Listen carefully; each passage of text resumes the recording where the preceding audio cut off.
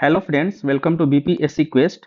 चलिए शुरू करते हैं जून मंथ का करंट अफेयर, जिसको कलेक्ट किया गया है विजन आईएएस के मैगजीन से। तो इसमें हम लोग क्या करेंगे, अभी जो भी जून मंथ का इंपॉर्टेंट करंट अफेयर है और जो भी इंपॉर्टेंट डाटा है उसको हम लोग एक बार देखते चलेंगे। और हो सकता है कि ये वीडियो थोड़ा सा लेंदी हो जाए, लेकिन आप लोग पूरा वीडियो देखिएगा। तो चलिए शुरू करते हैं पहले टॉपिक के साथ, demand of a new state. अभी देखिए, न्यू स्टेट के डिमांड के बारे में बात किया जा रहा है, तो इससे रिलेटेड जो भी आर्टिकल्स वगैरह जो भी है न्यूज में, उसको हम लोग एक बार देखते चलेंगे। तो सबसे पहले हम लोग बात करते हैं कि एक स्टेट के फॉर्मेशन के लिए कौन सा आर्टिकल अफेक्ट होता है। तो सबसे पहले हम लोग बात करते हैं आर्टिकल 2 का।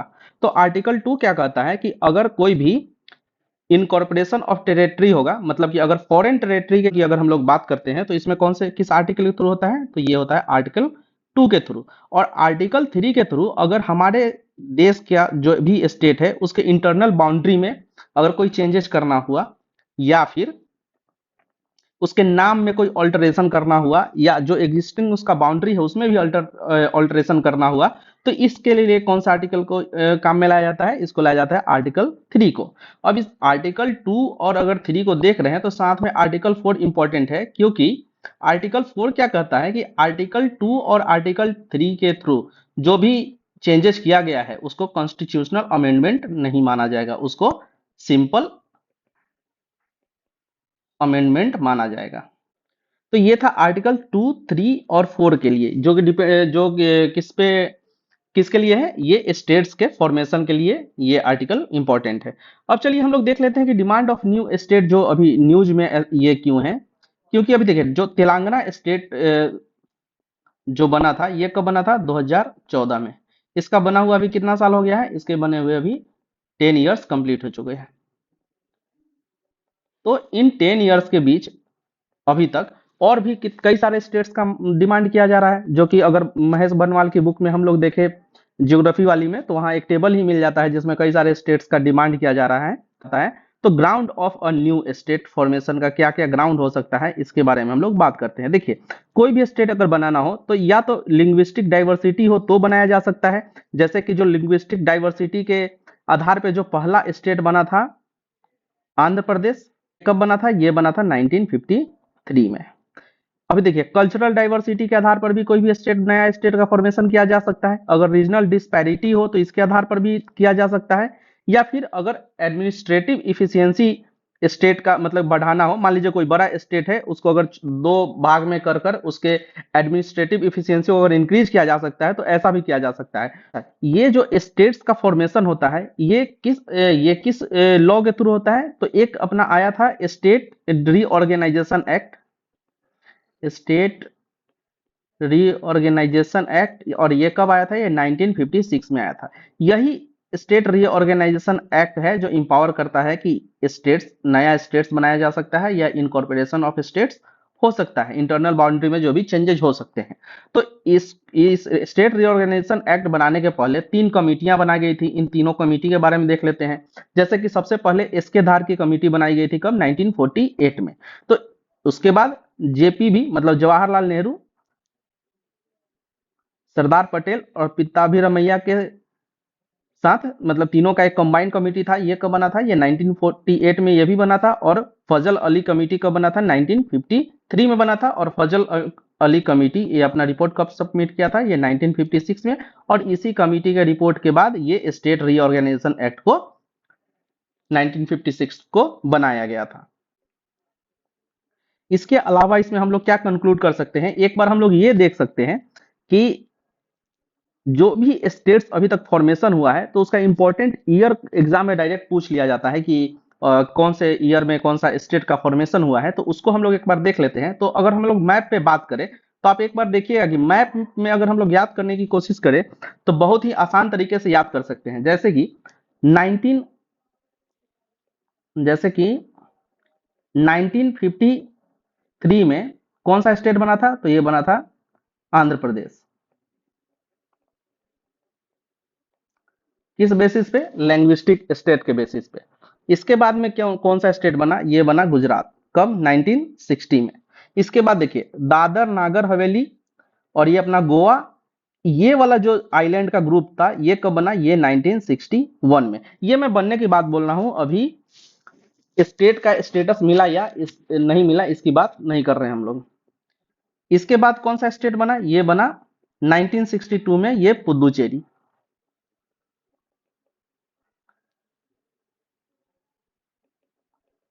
1962 में बना पौंडीचेरी। इसके बाद में देखिए, इसके बाद में कौन सा स्टेट बना, नागालैंड। ये कब बना, ये बना 1963 में।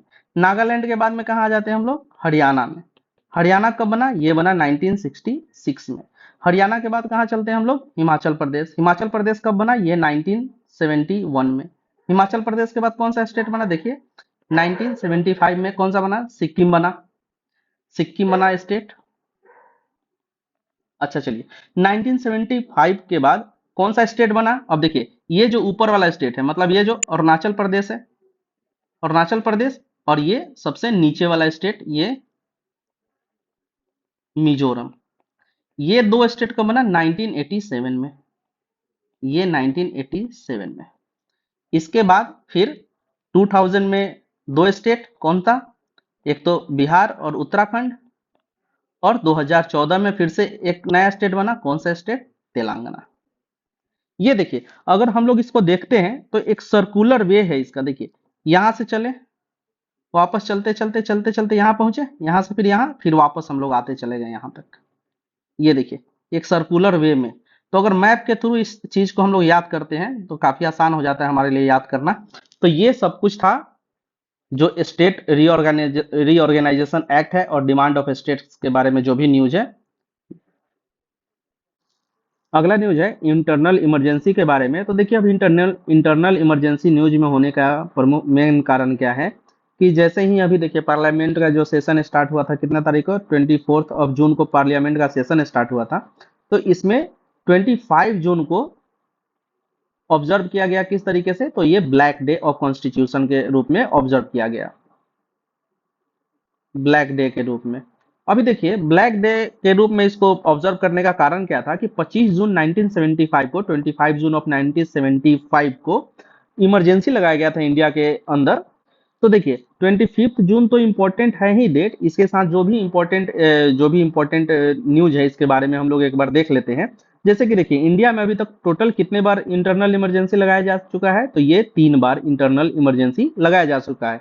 पहली बार 1962 में, फिर 1971 में, फिर 1975 में। अभी देखिए जो 1962 था वो चाइना वार के कारण, 1971 में इंडो पाक वार के कारण, और 1975 में जो इमरजेंसी लगा वो इंटरनल आर्म रिवेलियन होने के कारण इमरजेंसी लगाया गया था। अभी देखिए अगर हम लोग बात करें डेट वाइज, अगर हम लोग बात करें तो 1962 में जो इमरजेंसी लगाया गया वो 1968 में इसको प्रोवोक किया गया।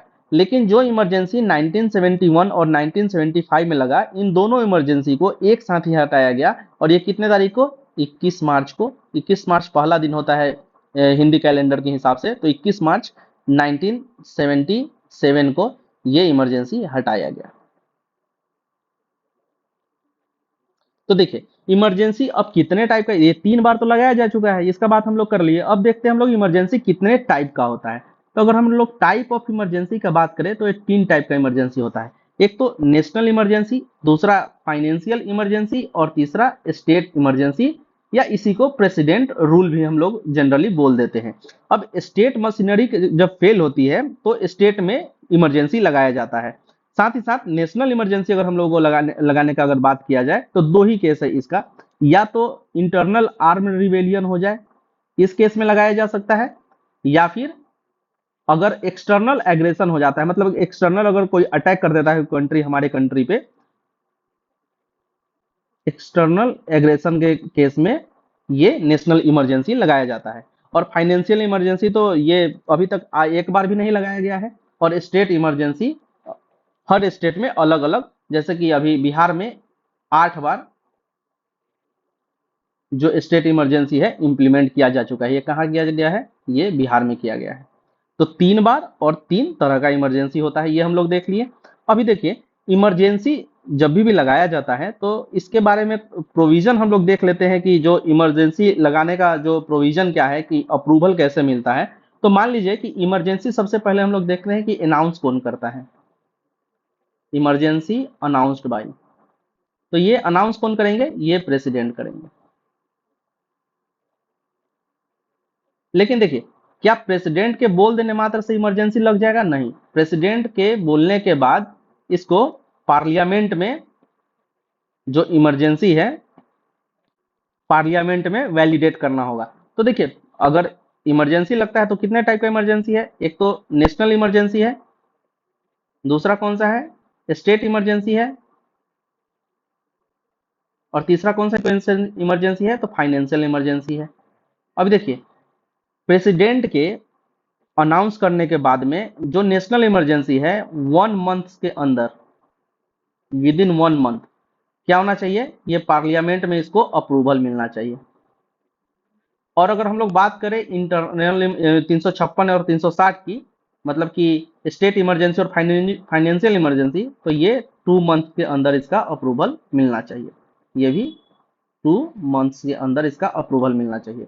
अच्छा, एक बार अगर इमरजेंसी स्टार्ट अनाउंस हो गया, तो जो नेशनल इमरजेंसी है ये कितने साल के लिए वैलिड होता है? ये 3 इयर्स, और 3 इयर्स के लिए वैलिड होता है।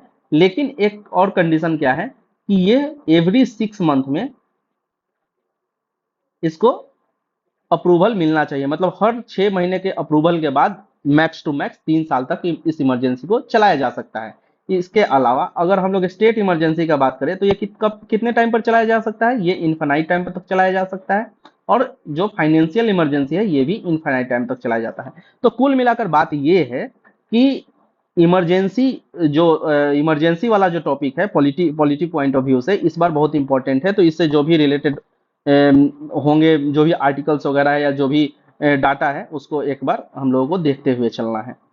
चलिए अगला न्यूज देखते हैं, मिशन कर्मयोगी। अभी देखिए, मिशन कर्मयोगी जो स्टार्ट हुआ था ये किसके लिए स्टार्ट हुआ था? तो ये स्टार्ट हुआ था सिविल सर्विसेज के जो स्टाफ्स होते हैं, सिविल सर्विसेज के जो ऑफिसर्स होते हैं उनके लिए स्टार्ट किया गया था। अच्छा, मिशन कर्मयोगी का मेन काम क्या था कि ये एक कैपेसिटी बिल्डिंग प्रोग्राम था, जिसमें जो भी सिविल सर्वेंट होते थे, जो भी सिविल सर्वेंट होते थे, इनके स्किल को अपग्रेड किया जाता था।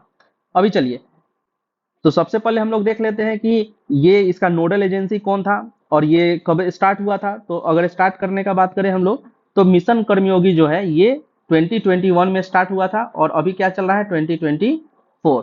तो मिशन कर्मयोगी को अभी कितना साल पूरा हो चुका है? 3 इयर्स का भी पूरा हो चुका है। इसको स्टार्ट किया गया था कैपेसिटी बिल्डिंग कमीशन के द्वारा। अच्छा, मिशन कर्मयोगी को इंप्लीमेंट करने के लिए जो नोडल एजेंसी थी वो कौन सी थी? प्राइम मिनिस्टर एचआर काउंसिल जो थी इसकी नोडल एजेंसी थी। अब इसमें जो एक इंपॉर्टेंट न्यूज बनता है ये है आईगॉट के बारे में। अभी देखिए, आईगॉट क्या है? यह एक प्लेटफॉर्म है, ट्रेनिंग प्लेटफॉर्म है, जिसका पूरा, जैसे इसका अगर हम लोग फुल फॉर्म देखें तो इसका क्या है? इन, इन integrated government online training programme, जिसमें क्या किया जाता है? मिशन जो भी सिविल सर्वेंट्स होते हैं उनको ट्रेनिंग दिया जाता है। तो यह एक प्लेटफॉर्म है किस चीज के लिए? मिशन कर्मयोगी को एग्जीक्यूट करने के लिए। चलिए नेक्स्ट न्यूज देखते हैं, न्यू क्रिमिनल लॉ फ्रॉम 1 जुलाई। ये भी इंपॉर्टेंट न्यूज है। देखिए, अभी क्या हुआ कि जो भी पुराना क्रिमिनल लॉ था, जैसे कि पुराना क्रिमिनल लॉ क्या था? आईपीसी का जो भी धारा था, इसके अलावा सीआरपीसी का जो भी धारा था, और जो भी इंडियन एविडेंस एक्ट जो भी था, इन सबको चेंज करके अभी नया एक्ट लाया गया है। तो और ये कब से चालू किया गया, मतलब कि इसको कब से इंप्लीमेंट किया गया है पुलिस? तो ये 1 जुलाई 2024 से इसको इंप्लीमेंट किया गया है। तो ये डेट इंपॉर्टेंट है बिहार के लिए, एग्जाम के लिए, बीपीएससी के लिए, कि जो न्यू क्रिमिनल लॉ है ये कब से इंप्लीमेंट किया गया? तो ये इंप्लीमेंट किया गया 1 जुलाई 2024 से। अभी देखिए, इसमें क्या किया गया है? जो पुराना जो 3 लॉ था उसको चेंज करके अभी 3 नया लॉ लाया गया है। तो उसका नाम क्या है? एक का नाम तो है बीएनएस, मतलब भारत न्याय संहिता। दूसरे का नाम बीएनएसएस, मतलब भारतीय नागरिक सुरक्षा संहिता। और तीसरा बीएसए, मतलब भारतीय साक्ष्य अधिनियम। अभी देखिए, इन तीनों को चेंज किया गया है किसके थ्रू? जैसे कि भारतीय न्याय संहिता को इंडियन पिनल कोड के थ्रू चेंज किया गया है, भारतीय नागरिक सुरक्षा संहिता को क्रिमिनल प्रोसीजर कोड के थ्रू मतलब सीआरपीसी से रिप्लेस किया गया है, और भारतीय साक्ष्य अधिनियम को इंडियन एविडेंस एक्ट के एक्ट से मतलब ये रिप्लेस किया गया है। ये तो था पुराना न्यूज। अभी नया जो न्यूज में है क्या, इसको हम लोग देख लेते हैं। इस जो ये नया लॉ है इसको इम्प्लीमेंट करने के बाद अभी 4 एप्स को भी, कितने एप्स, 4 ऐप को भी अभी लॉन्च किया गया है। किसके द्वारा? अमित शाह के द्वारा।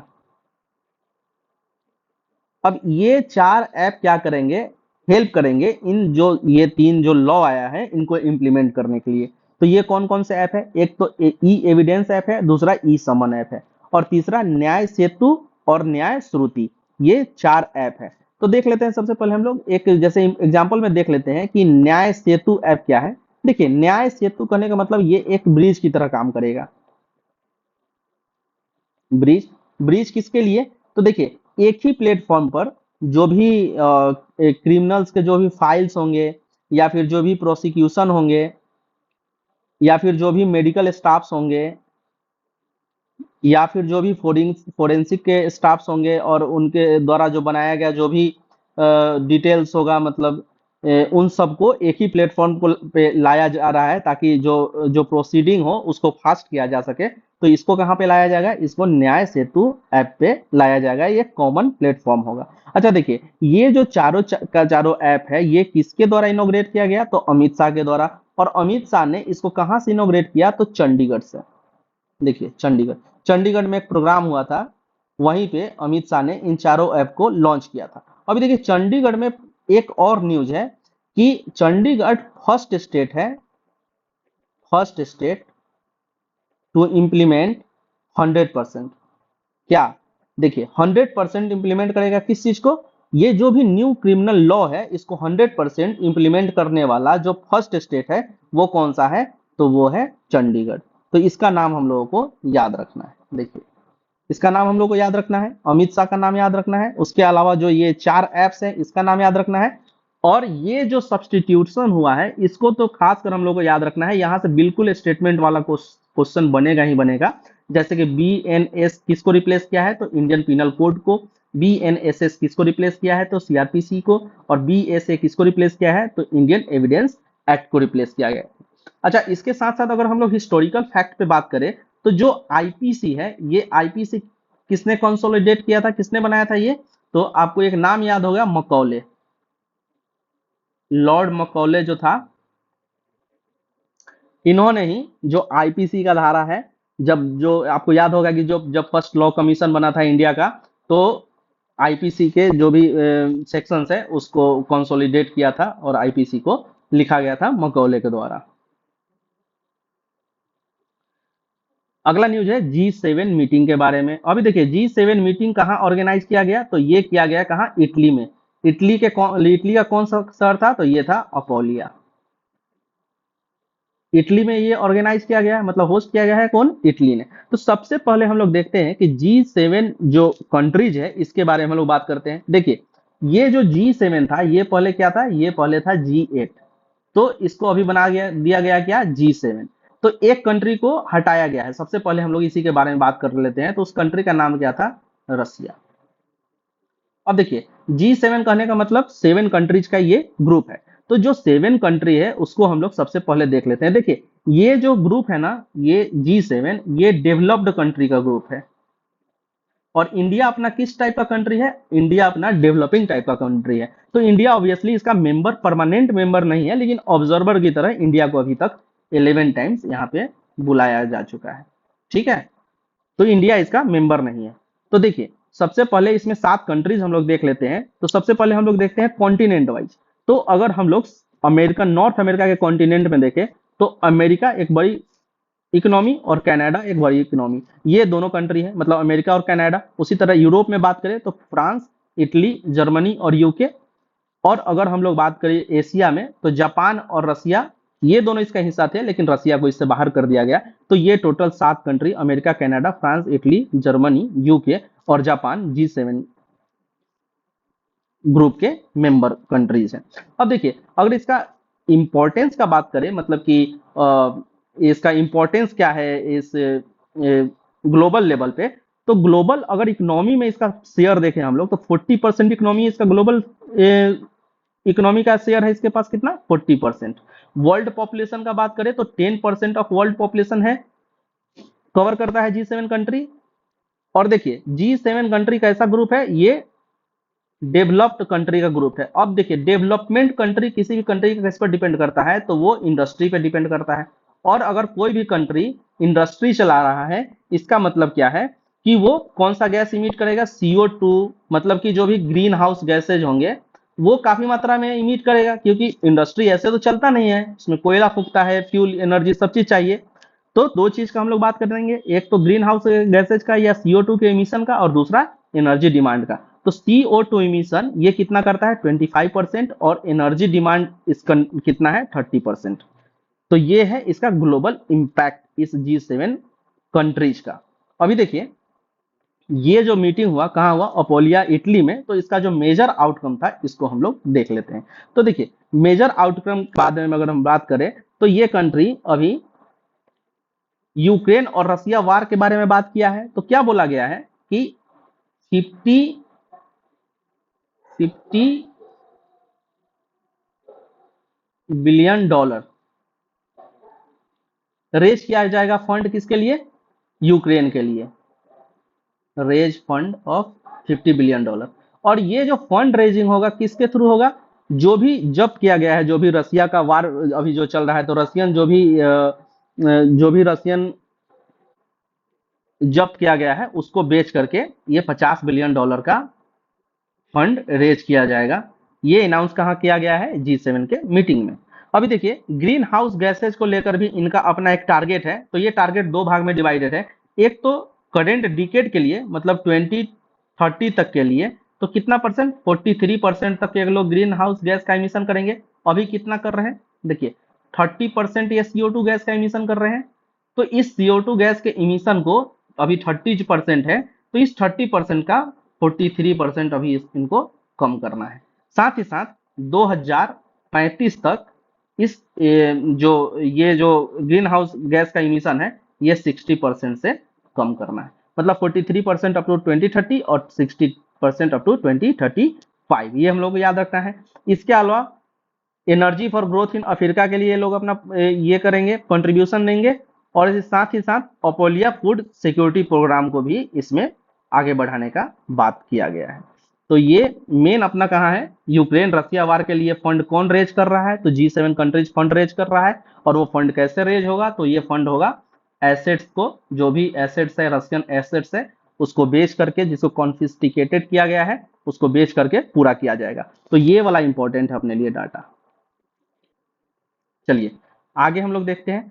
फ्रेंड्स अगर ये वीडियो आपको पसंद आता है तो आप वीडियो को लाइक, शेयर और सब्सक्राइब कर सकते हैं। साथ ही साथ इस वीडियो को लाइक तो जरूर कीजिए, और जो भी अगर अच्छा लगता है तो कमेंट जरूर कीजिए।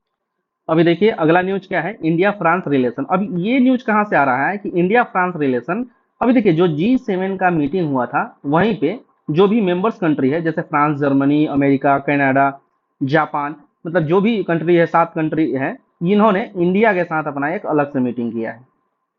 तो इंडिया के साथ अलग से जो भी मीटिंग हुआ है तो उसको हम लोग देख रहे हैं किस तरीके से, जैसे इंडिया फ्रांस का रिलेशन क्या है, इंडिया यूक्रेन का क्या है, या इंडिया जापान का क्या है। तो इस तरह से हम लोग सारा अलग अलग देख लेते हैं।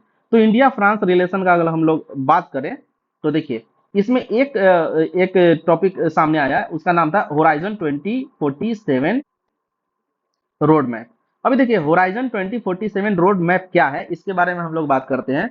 तो देखिए ये जो रोड मैप है, इंडो पैसिफिक जो रीजन है इसमें सिक्योरिटी को बढ़ाने के लिए, साथ ही साथ म्यूचुअल जो हेल्प है इसको बढ़ाने के लिए ये होराइजन 2047 रोड मैप को तैयार किया गया है। तो जो होराइजन 2047 रोड मैप है, सबसे पहला क्वेश्चन तो ये है किसके बीच में है, तो ये किसके बीच में है, इंडिया और फ्रांस के बीच में। पहला क्वेश्चन तो यही है। अब देखिए जो होराइजन 2047 रोड मैप है इसके 3 पिलर है। 3 पिलर कौन कौन से हैं, देखिए partnership for security, partnership for planet और पार्टनरशिप फॉर पीपल। अब देखिए अगर हम देखिए ये 3 ऐसे सेक्टर्स है जिसके डेवलपमेंट के लिए इंडिया और फ्रांस काम करेगा होराइजन 2047 रोड मैप के थ्रू। अभी देखिए, अगर हम लोग सिक्योरिटी का बात करें तो सिक्योरिटी इंडो पैसिफिक रीजन में टेरर के अगेंस्ट इनको सिक्योरिटी प्रोवाइड करवाना है, मतलब कि टेरर के अगेंस्ट इनको फाइट करना है। तो इसमें क्या बोला गया है कि देखिए यहाँ कॉम्बैट टेरर करना है, साथ ही साथ no money for terror funding का प्लेज लिया गया है। प्लानेट के लिए क्या कर सकते हैं? प्लानेट के लिए जैसे देखिए, अभी CO2 गैस ही है, हम लोग सिंपल एग्जांपल ले लेते हैं, CO2 गैस का इमिशन कितना कर रहा है सब कंट्री? 30%। और इंडिया भी जो है, अगर इंडिविजुअल बात करें तो थर्ड लार्जेस्ट प्रोड्यूसर है CO2 गैस का। तो क्या करेंगे? CO2 गैस के प्रोडक्शन को कम करेंगे। इसके लिए क्या प्लान है कि सोलर जो एनर्जी है, सोलर अलायंस बनाएंगे ये लोग मिलकर, और साथ ही साथ इंडो पैसिफिक ओशन इनिशिएटिव को आगे बढ़ाएंगे। और अगर पीपल के लिए बात करें, पीपल के लिए क्या रोड मैप है? तो देखिए, जो भी स्टूडेंट्स होते हैं या जो भी इमिग्रेंट्स होते हैं जो माइग्रेट होकर जाते हैं फ्रांस में, तो उनके मोबिलिटी के लिए, साथ ही साथ स्टूडेंट्स के हेल्थ के लिए फ्यूचर में प्लानिंग किया जाएगा। तो ये है 3 पार्टनरशिप के pillar, security, planet and people. अब देखिए, इसमें इंपॉर्टेंट जो पॉइंट है इस मीटिंग का, तो उसके बारे में हम लोग बात करते हैं, जैसे फ्रांस के साथ क्या क्या अपना इंपॉर्टेंट है रिलेशन। तो देखिए, सबसे पहले तो हम लोग देखते हैं कि फ्रांस जो है सेकेंड लार्जेस्ट आर्म सप्लायर है इंडिया का। लार्जेस्ट आर्म सप्लायर किस नंबर का? सेकेंड नंबर का। तो पहला कौन है? तो पहला है रसिया। और ये किस रिपोर्ट के हिसाब से है? देखिए, सिपरी रिपोर्ट जारी करता है, सिपरी का रिपोर्ट आप लोग देखते होंगे।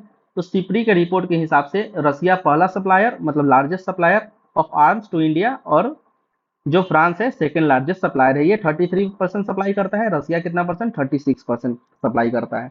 इसके अलावा इंडिया का जो इसरो है, और जो सीनेस है फ्रांस का, फ्रांस का हो जाएगा कौन सा? सीनेस।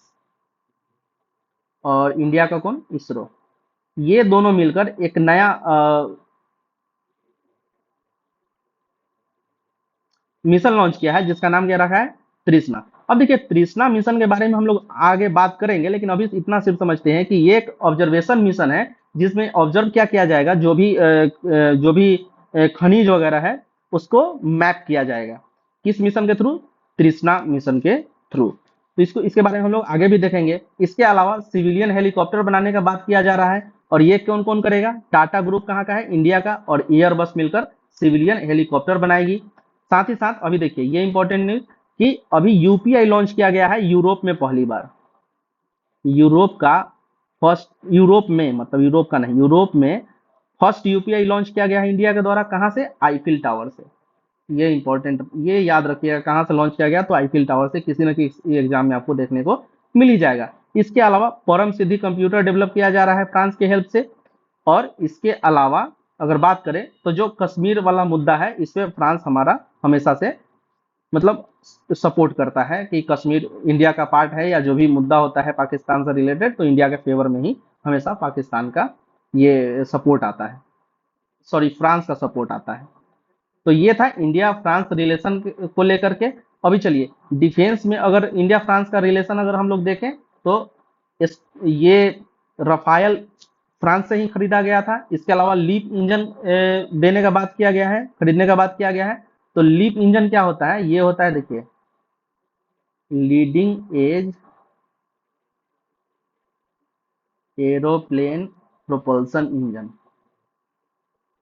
देखिए, एरोप्लेन प्रोपल्सन के लिए जो इंजन का यूज किया जाता है, तो बेस्ट इंजन, इसको लीप इंजन बोला गया है। ये कहाँ से इंडिया को सप्लाई मिलता है इसका? तो ये मिलता है फ्रांस से। इसके साथ साथ अभी एक MRO चल रहा है, मतलब maintenance and repair of, repair maintenance repair and overhaul of, जो पुराना एयरक्राफ्ट खरीदा गया है उसके लिए एक मिशन चलाया गया है, MRO।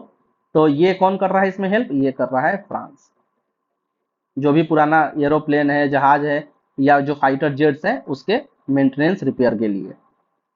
तो ये था इंडिया फ्रांस का रिलेशन। इसमें हम लोगों को मेनली क्या याद रखना है? ये होराइजन 2047 रोड मैप, इसके पिलर्स, तृष्णा ऐप, और ये यूपीआई वाला सेक्शन, ये हम लोगों को याद रखना है।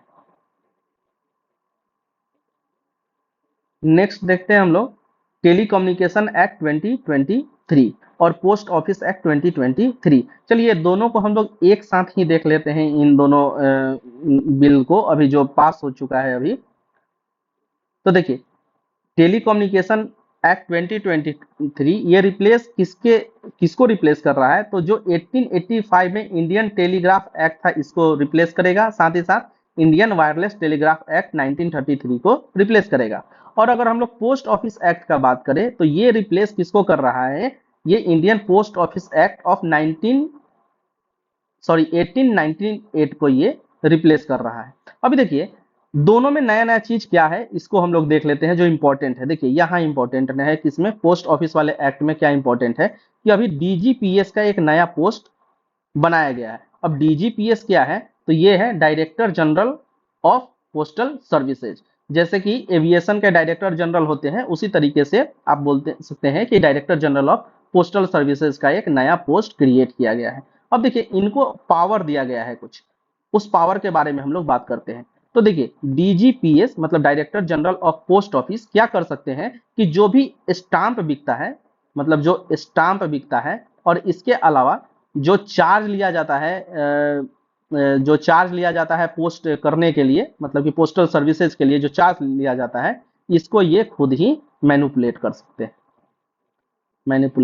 हैं, मतलब इस चार्ज को कम ज्यादा ये कर सकते हैं। तो ये कुछ सारा पावर दे करके इनको डीजीपीएस का एक नया पोस्ट क्रिएट किया गया है।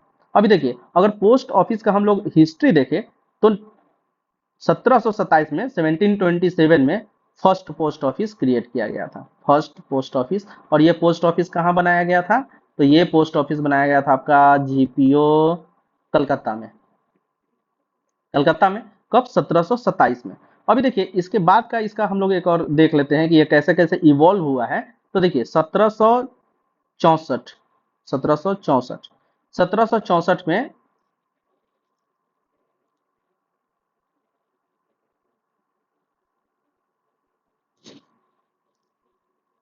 रॉबर्ट जो क्लाइव थे उन्होंने इसको क्या किया था, ऑर्गेनाइज किया था। जो पोस्ट ऑफिस है उसको 1764 और 1766 में रॉबर्ट क्लाइव के द्वारा रीऑर्गेनाइज किया गया था, वेल एस्टेब्लिश किया गया था पोस्ट ऑफिस को, इंडियन पोस्टल सर्विसेज को। अच्छा अगर 1854 की हम लोग बात करते हैं तो फर्स्ट टाइम स्टाम्प को सेल करना स्टार्ट किया था पोस्ट ऑफिस। और 1854 में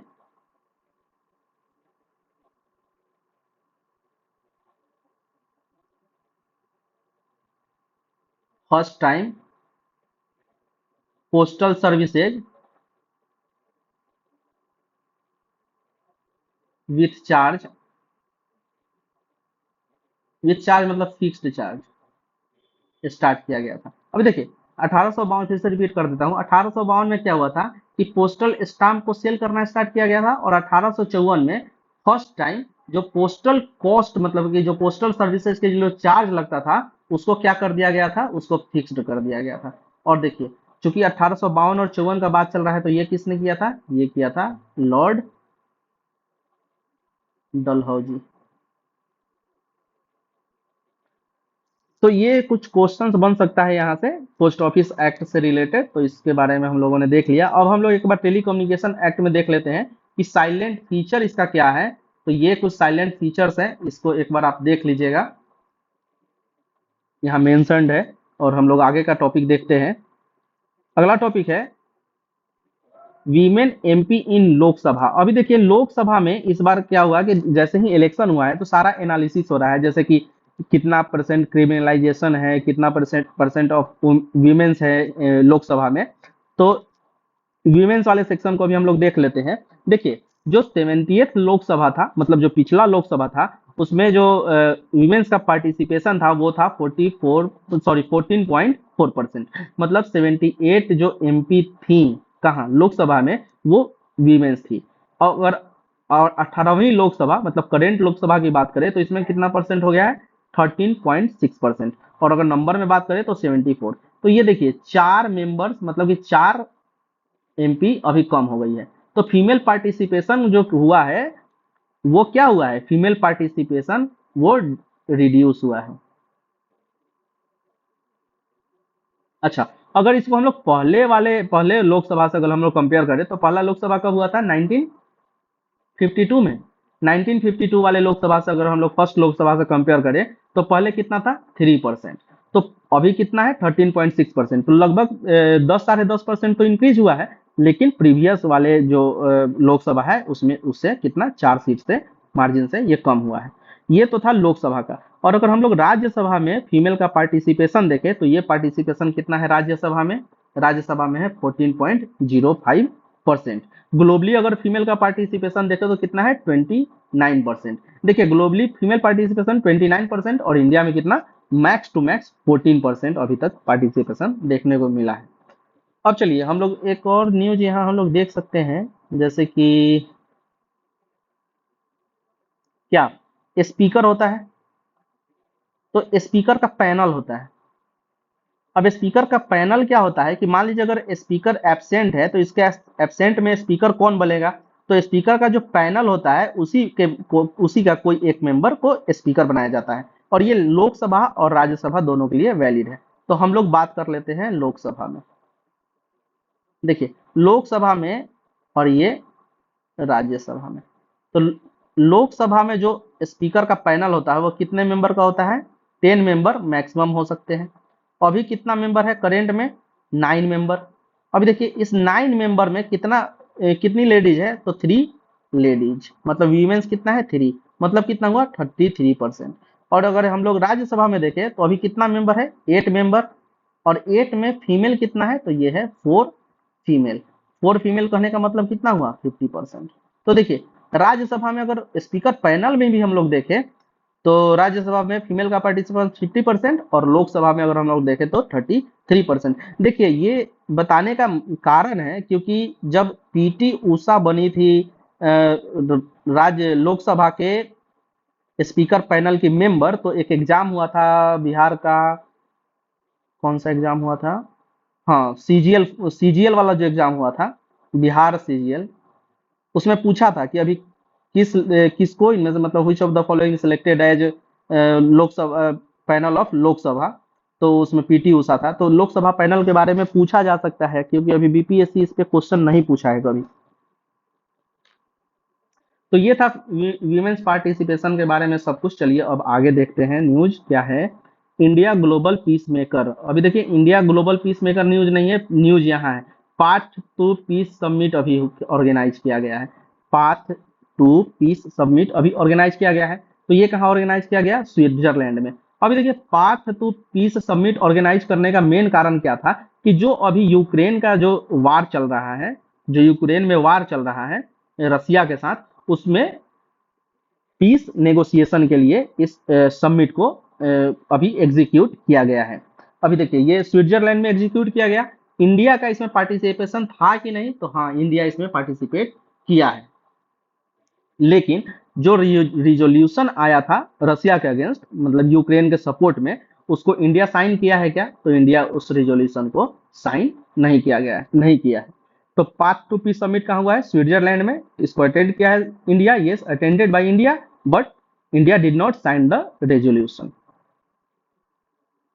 अभी देखिए एक है UN peacekeeping force. UN peacekeeping force के बारे में आप लोग जानते होंगे। तो इसमें जो इंडिया है पहला ऐसा कंट्री है जो यूएन पीस कीपिंग फोर्स में वुमेन्स का सबसे ज्यादा पार्टिसिपेशन मतलब डिप्लॉयमेंट किया है।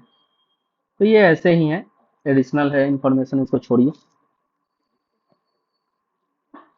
अगला न्यूज है स्क्वाड। देखिए स्क्वाड क्या है, जो पहले अपना क्वाड होता था, क्वाड अब हम लोग जानते हैं मतलब चार, क्वाड मतलब कितना चार, तो जो 4 नेशंस का ग्रुप बनता था उसको हम लोग बोलते हैं थे क्वाड। अब क्वाड कई सारा है, जैसे कि अगर मिडिल ईस्ट का हम लोग क्वाड देखें तो वो यूएई का क्वाड एक अलग चलता है। और अगर अपने कंट्री का बात करें, इंडिया का बात करें, तो इंडिया का भी एक अपना क्वाड है, ये है इंडिया का क्वाड नेशन, ये वाला है। तो इसमें चार, देखिए क्वाड कहने का मतलब हुआ 3 या 4 कंट्री का एक छोटा सा ग्रुप है, उसको हम लोग क्या बोलते हैं क्वाड। अब देखिए इसी का दूसरा नाम, मतलब कि एक नया ऑर्गेनाइजेशन बनाया गया जिसका नाम क्या रख दिया गया, स्क्वाड। तो not very much difference between Quad and Squad, just name is different. So आप समझने के लिए ऐसे समझिए कि स्क्वाड भी एक टाइप का क्वाड ही है। लेकिन हम लोग को समझना क्या है कि ये जो स्क्वाड है इसका मेंबर कौन कौन है, ये नया ऑर्गेनाइजेशन बना है। तो देखिए ए स्क्वाड का अगर हम लोग बात करें तो इसका मेंबर कौन है? यूएसए, यहाँ देखिए यूएसए, ऑस्ट्रेलिया, जापान और ये फिलीपींस, ये 4 कंट्री मिलकर एक नया क्वाड बनाया है जिसका नाम क्या रखा है? ए स्क्वाड। अच्छा, अगर पहले वाले क्वाड का हम लोग बात करें तो इंडिया वाले क्वाड का मेंबर कौन कौन सा कंट्री है? देखिए ध्यान से, Japan plus Australia plus USA plus India तो होगा ही क्योंकि इंडिया का ही है। अभी देखिए जो ए स्क्वाड बना है मिनी क्वाड, इसमें सिर्फ फिलीपींस तो ही रिप्लेस किया है किसको? इंडिया को। तो ये जो ए स्क्वाड का मेंबर्स है इसमें इंडिया को हटाकर जो पुराना वाला मेंबर है उसमें फिलीपींस को ऐड कर देंगे तो ये नाम हम लोगों को याद हो जाएगा आसानी से। तो ये है क्वाड का, सॉरी ए स्क्वाड का, और ये है क्वाड नेशन का एक पिक्चर, ये पिक्टोरियल फॉर्म में भी आप इसको याद रख सकते हैं। अब देखिए ये मिनी लेटरल्स जो है, इस मिनी लेटरल्स का जरूरी है, मतलब जो ए स्क्वाड या क्वाड बना ये किस टाइप का ग्रुप है? ये मिनी लेटरल ग्रुप है। तो मिनी लेटरल ग्रुप्स का जरूरत क्यों है? क्योंकि मान लीजिए देखिए G7 अगर कोई ऑर्गेनाइजेशन है तो इसमें टोटल कितने मेंबर होंगे? 7। इसी तरह से अगर G20 मेंबर है तो इसके कितने मेंबर होंगे? 20 मेंबर्स होंगे। और इसके अलावा भी इसमें एडिशन हुआ है, जैसे ब्रिक्स हो गया तो ब्रिक्स का भी एक्सपेंशन हो गया, इसमें भी कितना मेंबर है? 10 मेंबर है टोटल 10। और स्टार्ट कितने के साथ हुआ था? 5 मेंबर के साथ हुआ था। अब देखिए जहां ज्यादा लोग होंगे तो वहां क्या होगा? आप आपस में मतभेद होगा। जैसे कि मान लीजिए अगर हम लोग G20 का ही बात करते हैं, इंडिया अगर इसमें कुछ आगे प्रोसीड करना चाहता है तो क्या करता है?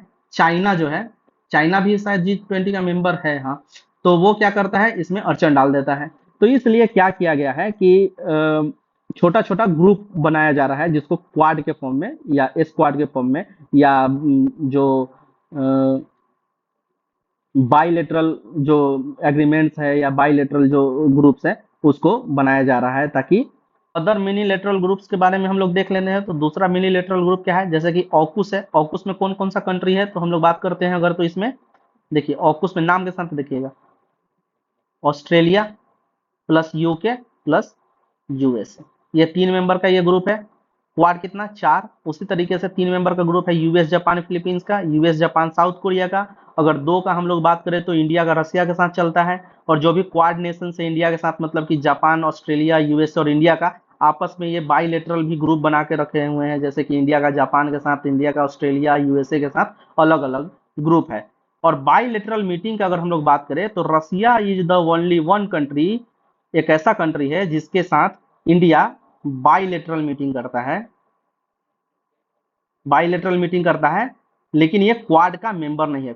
बाइलेटरल मीटिंग एक्चुअली किसके साथ होता है? ज्यादातर क्वाड मेंबर्स के साथ ही होता है, लेकिन रसिया एक ऐसा देश है जो क्वाड का मेंबर्स नहीं है, फिर भी इसके साथ इंडिया बाइलेटरल मीटिंग करता है। India sign MOU with Bangladesh. अभी देखिए एमओयू किसके साथ साइन हुआ है? बांग्लादेश के साथ। MOU means what? Memorandum of understanding. अभी देखिए इसमें कुछ सेट ऑफ रूल्स होते हैं या सेट ऑफ प्लान्स होते हैं जिसके लिए ये एमओयू साइन होता है। तो इसमें देख लेते हैं प्लान का क्या क्या हिस्सा था। जैसे कि इंडिया डिजिटल पार्टनरशिप के लिए पे इसमें बात किया गया। इसके अलावा ग्रीन पार्टनरशिप के बारे में बात किया गया। तो डिजिटल पार्टनरशिप का अगर हम लोग बात करें तो जैसे कि अभी ये इसमें साइबर सिक्योरिटी आ जाएगा। इसके अलावा आपका जो यूपीआई वगैरह लॉन्च हुआ है उसके बारे वो सब चीज़ आ जाएगा। ग्रीन पार्टनरशिप का अगर हम लोग बात करें तो इसमें वही जो भी इन्वायरमेंटल इश्यूज पे जो भी डील्स होंगे उसके बारे में इसमें हो सकता है। साथ ही साथ मैरीटाइम, ब्लू इकोनॉमी और ओशनोग्राफी से रिलेटेड कुछ डील्स हुए हैं।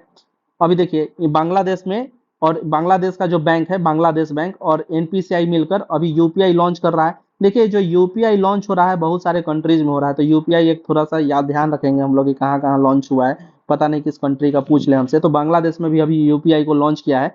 और यूपीआई कौन सी, तो देखिए इसमें जो याद रखना है क्या न्यूज हम लोगों को, एक तो यूपीआई लॉन्च हुआ है कहाँ? बांग्लादेश में। इसको हम लोग को याद रखना है। इसके अलावा जो बांग्लादेश के साथ अभी इंडिया का जो ट्रेड रिलेशन है उसके बारे में हम लोग देखते हैं। तो बांग्लादेश है इंडिया का साउथ ईस्ट एशिया में लार्जेस्ट ट्रेड पार्टनर है, ये highest trade partner in south east Asia. तो अभी बांग्लादेश के साथ इंडिया का जो ट्रेड रिलेशन है, मतलब बाइलेटरल ट्रेड का कितने का ट्रेड करता है? तो $14 बिलियन का ट्रेड करता है। अब देखिए जो इंपॉर्टेंट है इसमें से 2 ही पॉइंट इंपॉर्टेंट है। इसके साथ साथ अभी क्या हुआ कि बांग्लादेश में क्या हुआ, अभी मिलिट्री कूप हुआ, इसके बारे में हम लोग थोड़ा सा बात कर लेते हैं। तो जो मिलिट्री कूप हुआ किस बेसिस पे हुआ, रिजर्वेशन के बेसिस पे हुआ, मतलब रिजर्वेशन के मुद्दे पे हुआ, बेसिस पे नहीं, रिजर्वेशन के मुद्दे पे हुआ। तो वो तो मैंने एक दूसरे वीडियो में एक्सप्लेन किया था कि क्या क्या है, वो सब चीज अलग है। तो इसमें क्या हुआ देखिए, वहां का इंटरिम गवर्नमेंट 2047 जो एक चलता है विजन इंडिया का, उसी तरह से बांग्लादेश का विजन क्या है, बांग्ला स्मार्ट बांग्लादेश विजन 2041। इतना इंपॉर्टेंट नहीं है लेकिन हम लोग ऐसे याद रखेंगे। देखिए इसमें 1 2 और ये 3 कूप के बारे में अगर आप कुछ पढ़ सकते हैं तो पढ़ लीजिएगा। इसके साथ साथ एक और चीज मैं बता रहा हूं कि एक सेंट मार्टिन आइलैंड का नाम अभी आ रहा है। तो ये सेंट मार्टिन आइलैंड है, ये कहाँ है, ये बांग्लादेश के जो कॉक्स बाजार है, कॉक्स बाजार के पास है, वहां से मतलब ये जो भी इसका लोकेशन, मतलब ये कॉक्स बाजार और ये म्यांमार के बॉर्डर पे है, इन दोनों के बॉर्डर पे है, मतलब बांग्लादेश और म्यांमार के बॉर्डर पे सेंट मार्टिन आइलैंड है, जिसके लिए अभी विवाद चल रहा है। तो इस वाले सेक्शन को भी आप लोग देख लीजिएगा और इस आइलैंड का नाम हम लोगों को डेफिनेटली याद रखना है। अगला न्यूज है इंडिया जापान रिलेशन के बारे में। तो इंडिया जापान रिलेशन मतलब क्या, ये भी G7 से ही मतलब जो G7 का मीटिंग हुआ था अपोलिया में, वहीं से ये न्यूज आया है। तो इसमें क्या है कि जापान के द्वारा एक ओसाका ट्रैक अभी सजेस्ट किया गया था, मेन न्यूज यही है, इसी को हम लोगों को देखना है। तो देखिए ओसाका ट्रैक में क्या बात किया गया था कि जो भी डिजिटल डाटा है, डाटा के ट्रेड से रिलेटेड ये ओसाका ट्रैक है, और इसमें बोला गया था कि जो भी इंडिया का जो डाटा है उसको जापान में लोकलाइज किया जाए, मतलब कि इंडिया का जो भी डाटा जैसे कि साइबर स्टोरेज है उसको कहाँ पे शिफ्ट किया जाए, उसको जापान में।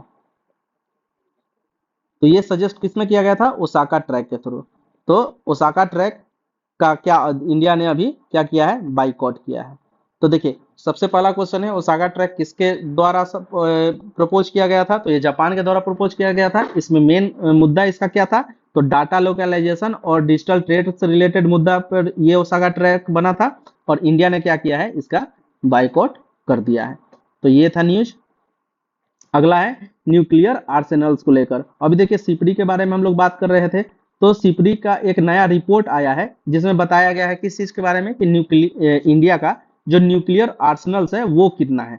तो ये देखिए इंडिया के पास अभी कितना, टोटल 172 न्यूक्लियर वेपन्स हैं, और पाकिस्तान के पास टोटल कितना है, 170। ये ऐसे हैं, इसमें कुछ भी नहीं है, इसको छोड़ देना है। हम लोग को याद क्या रखना है कि जो सिपरी है, ये सिपरी रिपोर्ट जारी कौन सी इंस्टीट्यूशन करती है, तो ये करता है इंटरनेशनल पीस रिसर्च इंस्टीट्यूट, ये हम लोगों को याद रखना है।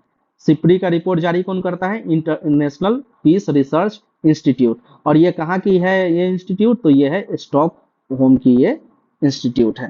तो ये हम लोग को याद रखना है। अच्छा सिपरी किस चीज के बारे में रिसर्च करती है, तो जो भी आर्म्स रिलेटेड जो भी ट्रेड होता है, या आर्म्स रिलेटेड जो भी कंडीशंस है, किसी भी कंट्री का स्टेटस है, इसके बारे में ये रिपोर्ट जारी किया जाता है, किसके द्वारा, तो सिपरी के द्वारा ये किया जाता है। अभी देखिए न्यूक्लियर वेपन्स का अगर बात करें तो जो 90% न्यूक्लियर वेपन्स है वो किसके पास है, दो ही कंट्री के पास है, रसिया और यूएसए के पास। चलिए हटाते हैं। Revise priority sector lending. अभी देखिए प्रायोरिटी सेक्टर लैंडिंग को क्या किया गया है, रिवाइज किया गया है। तो ये रिवाइज किसके द्वारा किया गया, तो आरबीआई के द्वारा प्राइवेट सेक्टर लैंडिंग को क्या किया गया है, रिवाइज किया गया है। तो सबसे पहले हम लोग समझते हैं कि प्रायोरिटी सेक्टर होता क्या है। देखिए किसी भी नेशन के डेवलपमेंट के लिए जो भी इंडस्ट्री या फिर जो भी ऐसे सेक्टर्स है जो डेवलपमेंट में मदद कर सकते हैं, हेल्प कर सकते हैं रैपिडली, उसको हम लोग बोलते हैं प्रायोरिटी सेक्टर्स। अभी देखिए प्रायोरिटी सेक्टर्स में कौन कौन चीज आता है, इसको हम लोग एक बार देखते हैं। अगर तो जो एमएसएमई है, मीडियम माइक्रो स्मॉल मीडियम जो इंडस्ट्रीज है, इसको भी प्रायोरिटी सेक्टर में काउंट किया जाता है। साथ ही साथ जो आपका सेल्फ हेल्प ग्रुप है, या फिर जो एससी एसटी कम्युनिटी के लिए जो कॉटेज इंडस्ट्री वगैरह जो स्टार्ट किया गया है, या जो आर्टिसंस है, ये सारे के सारे प्रायोरिटी सेक्टर्स में आते हैं। अभी देखिए प्रायोरिटी सेक्टर्स में आने का मतलब क्या होता है, जो भी इनको जो भी लोन वगैरह जो मिलेगा बैंक से, वो इजीली अवेलेबल होता है और कम दर पे अवेलेबल करवाया जाता है, ताकि डेवलपमेंट में अपना योगदान दे सके। तो इसको रेगुलेट कौन करता है, ये आरबीआई के द्वारा अभी इसको रिवाइज किया गया है, किस चीज को, प्रायोरिटी सेक्टर लेंडिंग को। अभी देखिए जो प्रायोरिटी सेक्टर लेंडिंग के लिए जो कमेटी बनी थी, मतलब इसको फॉर्मेलाइज करने के लिए, तो वो उस कमेटी का नाम क्या था? एक तो गाडगिल कमेटी, किससे रिलेटेड है?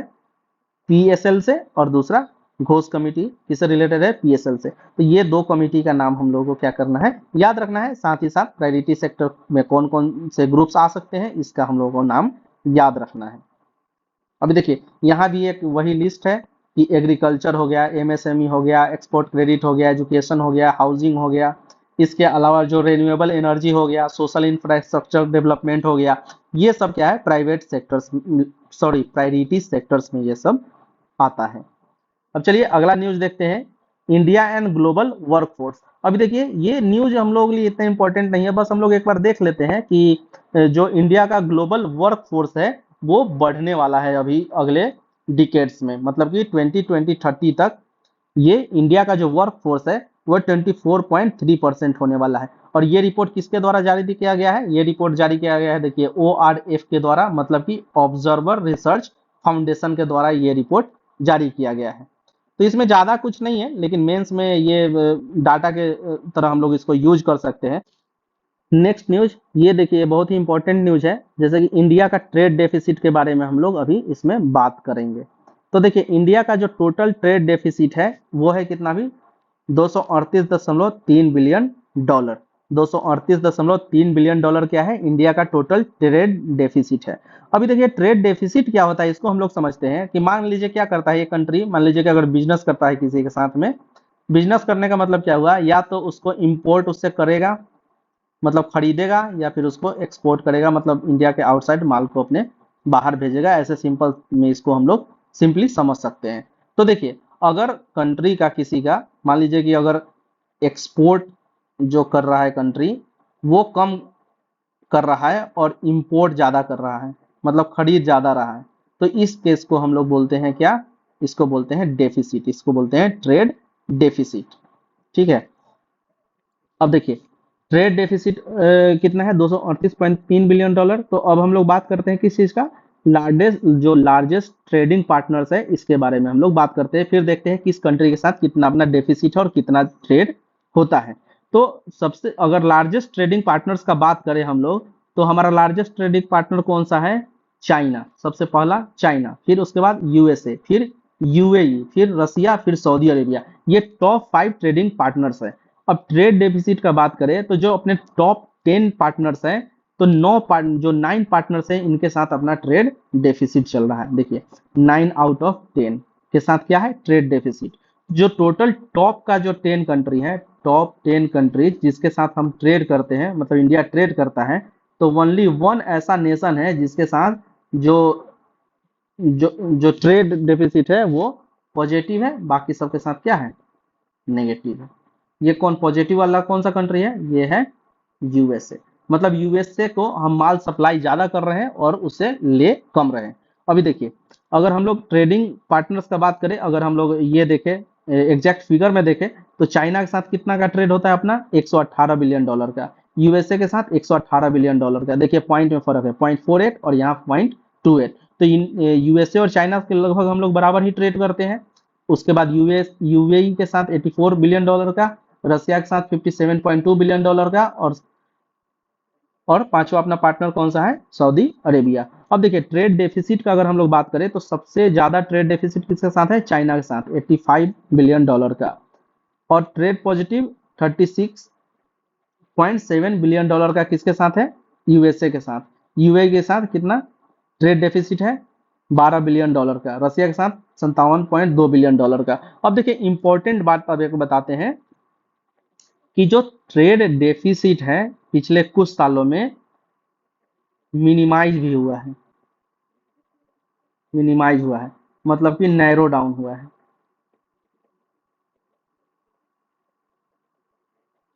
तो ऐसा कौन कौन सा कंट्री है जिसके साथ जो ट्रेड डेफिसिट है नैरो डाउन हुआ है?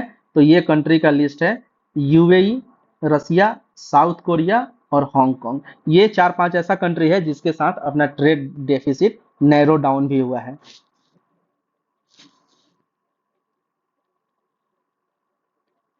अब देखिए इसके साथ साथ एक और न्यूज है, कि जो इंडिया का एफटीए है, मतलब कि फ्री ट्रेड अलायंस जो चलता है वो कितने कंट्री के साथ चलता है, तो सिंगापुर, यूएई, इंडोनेशिया और कोरिया। तो देखिए इंडिया का जो भी इस टाइप का जो भी डील है, जैसे एफटीए का डील है या ईसीटीए का जो डील है, तो इसमें कौन कौन से कंट्री इन्वॉल्व है इसका आप लोग एक लिस्ट बना लेंगे। अभी फिलहाल एफटीए किसके किसके साथ है, सिंगापुर, यूएई, इंडोनेशिया और कोरिया। इस तरह का एक लिस्ट भी आप लोग तैयार कर लीजिएगा।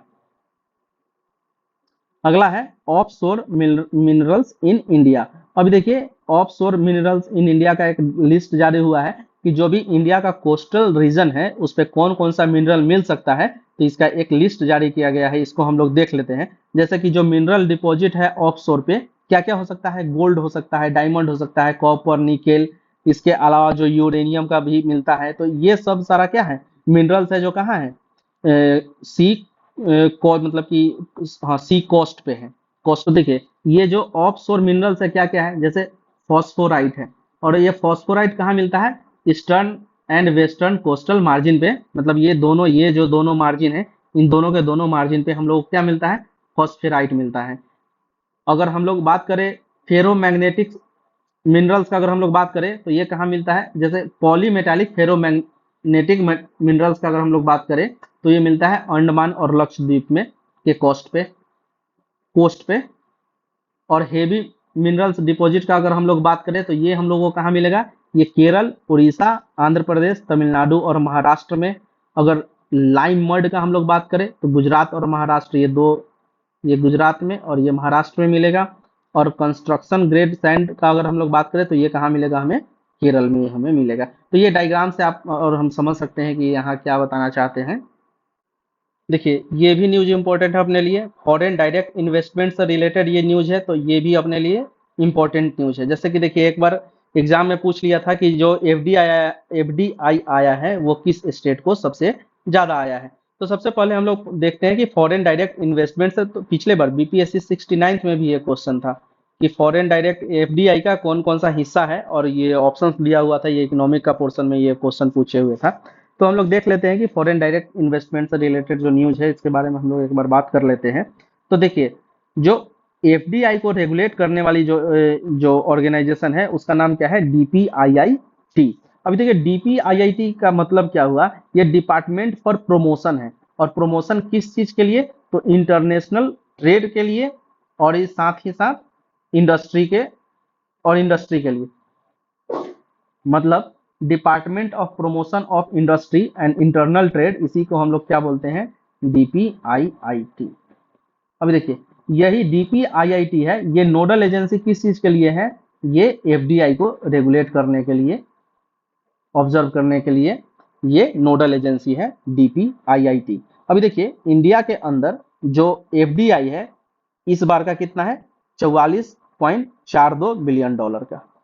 एफडीआई 44.42 बिलियन डॉलर का। लेकिन क्या हुआ है कि इंडिया का एफडीआई अभी श्रिंक हुआ है मतलब कि कम हुआ है, कितना परसेंट से, 3.49% से। मतलब पिछले बार इंडिया का एफडीआई 44 से ज्यादा था। अभी देखिए जो एफडीआई का इनफ्लो है, अगर हम लोग स्टेट वाइज देखें,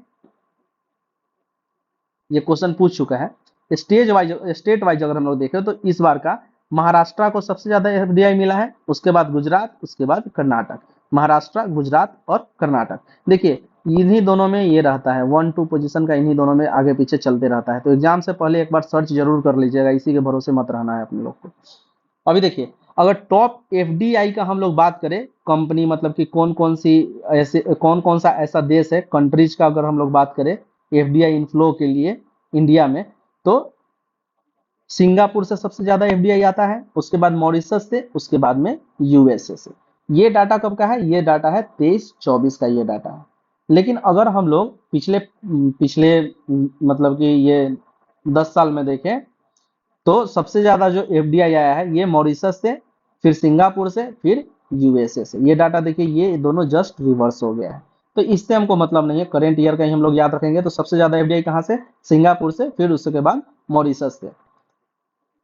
अगर हम लोग सेक्टर्स देखें कि किस सेक्टर में आया है, तो देखिए कंप्यूटर और हार्डवेयर सेक्टर में सबसे ज्यादा एफडीआई, उसके बाद सर्विस सेक्टर में, उसके बाद में कंस्ट्रक्शन एक्टिविटी में।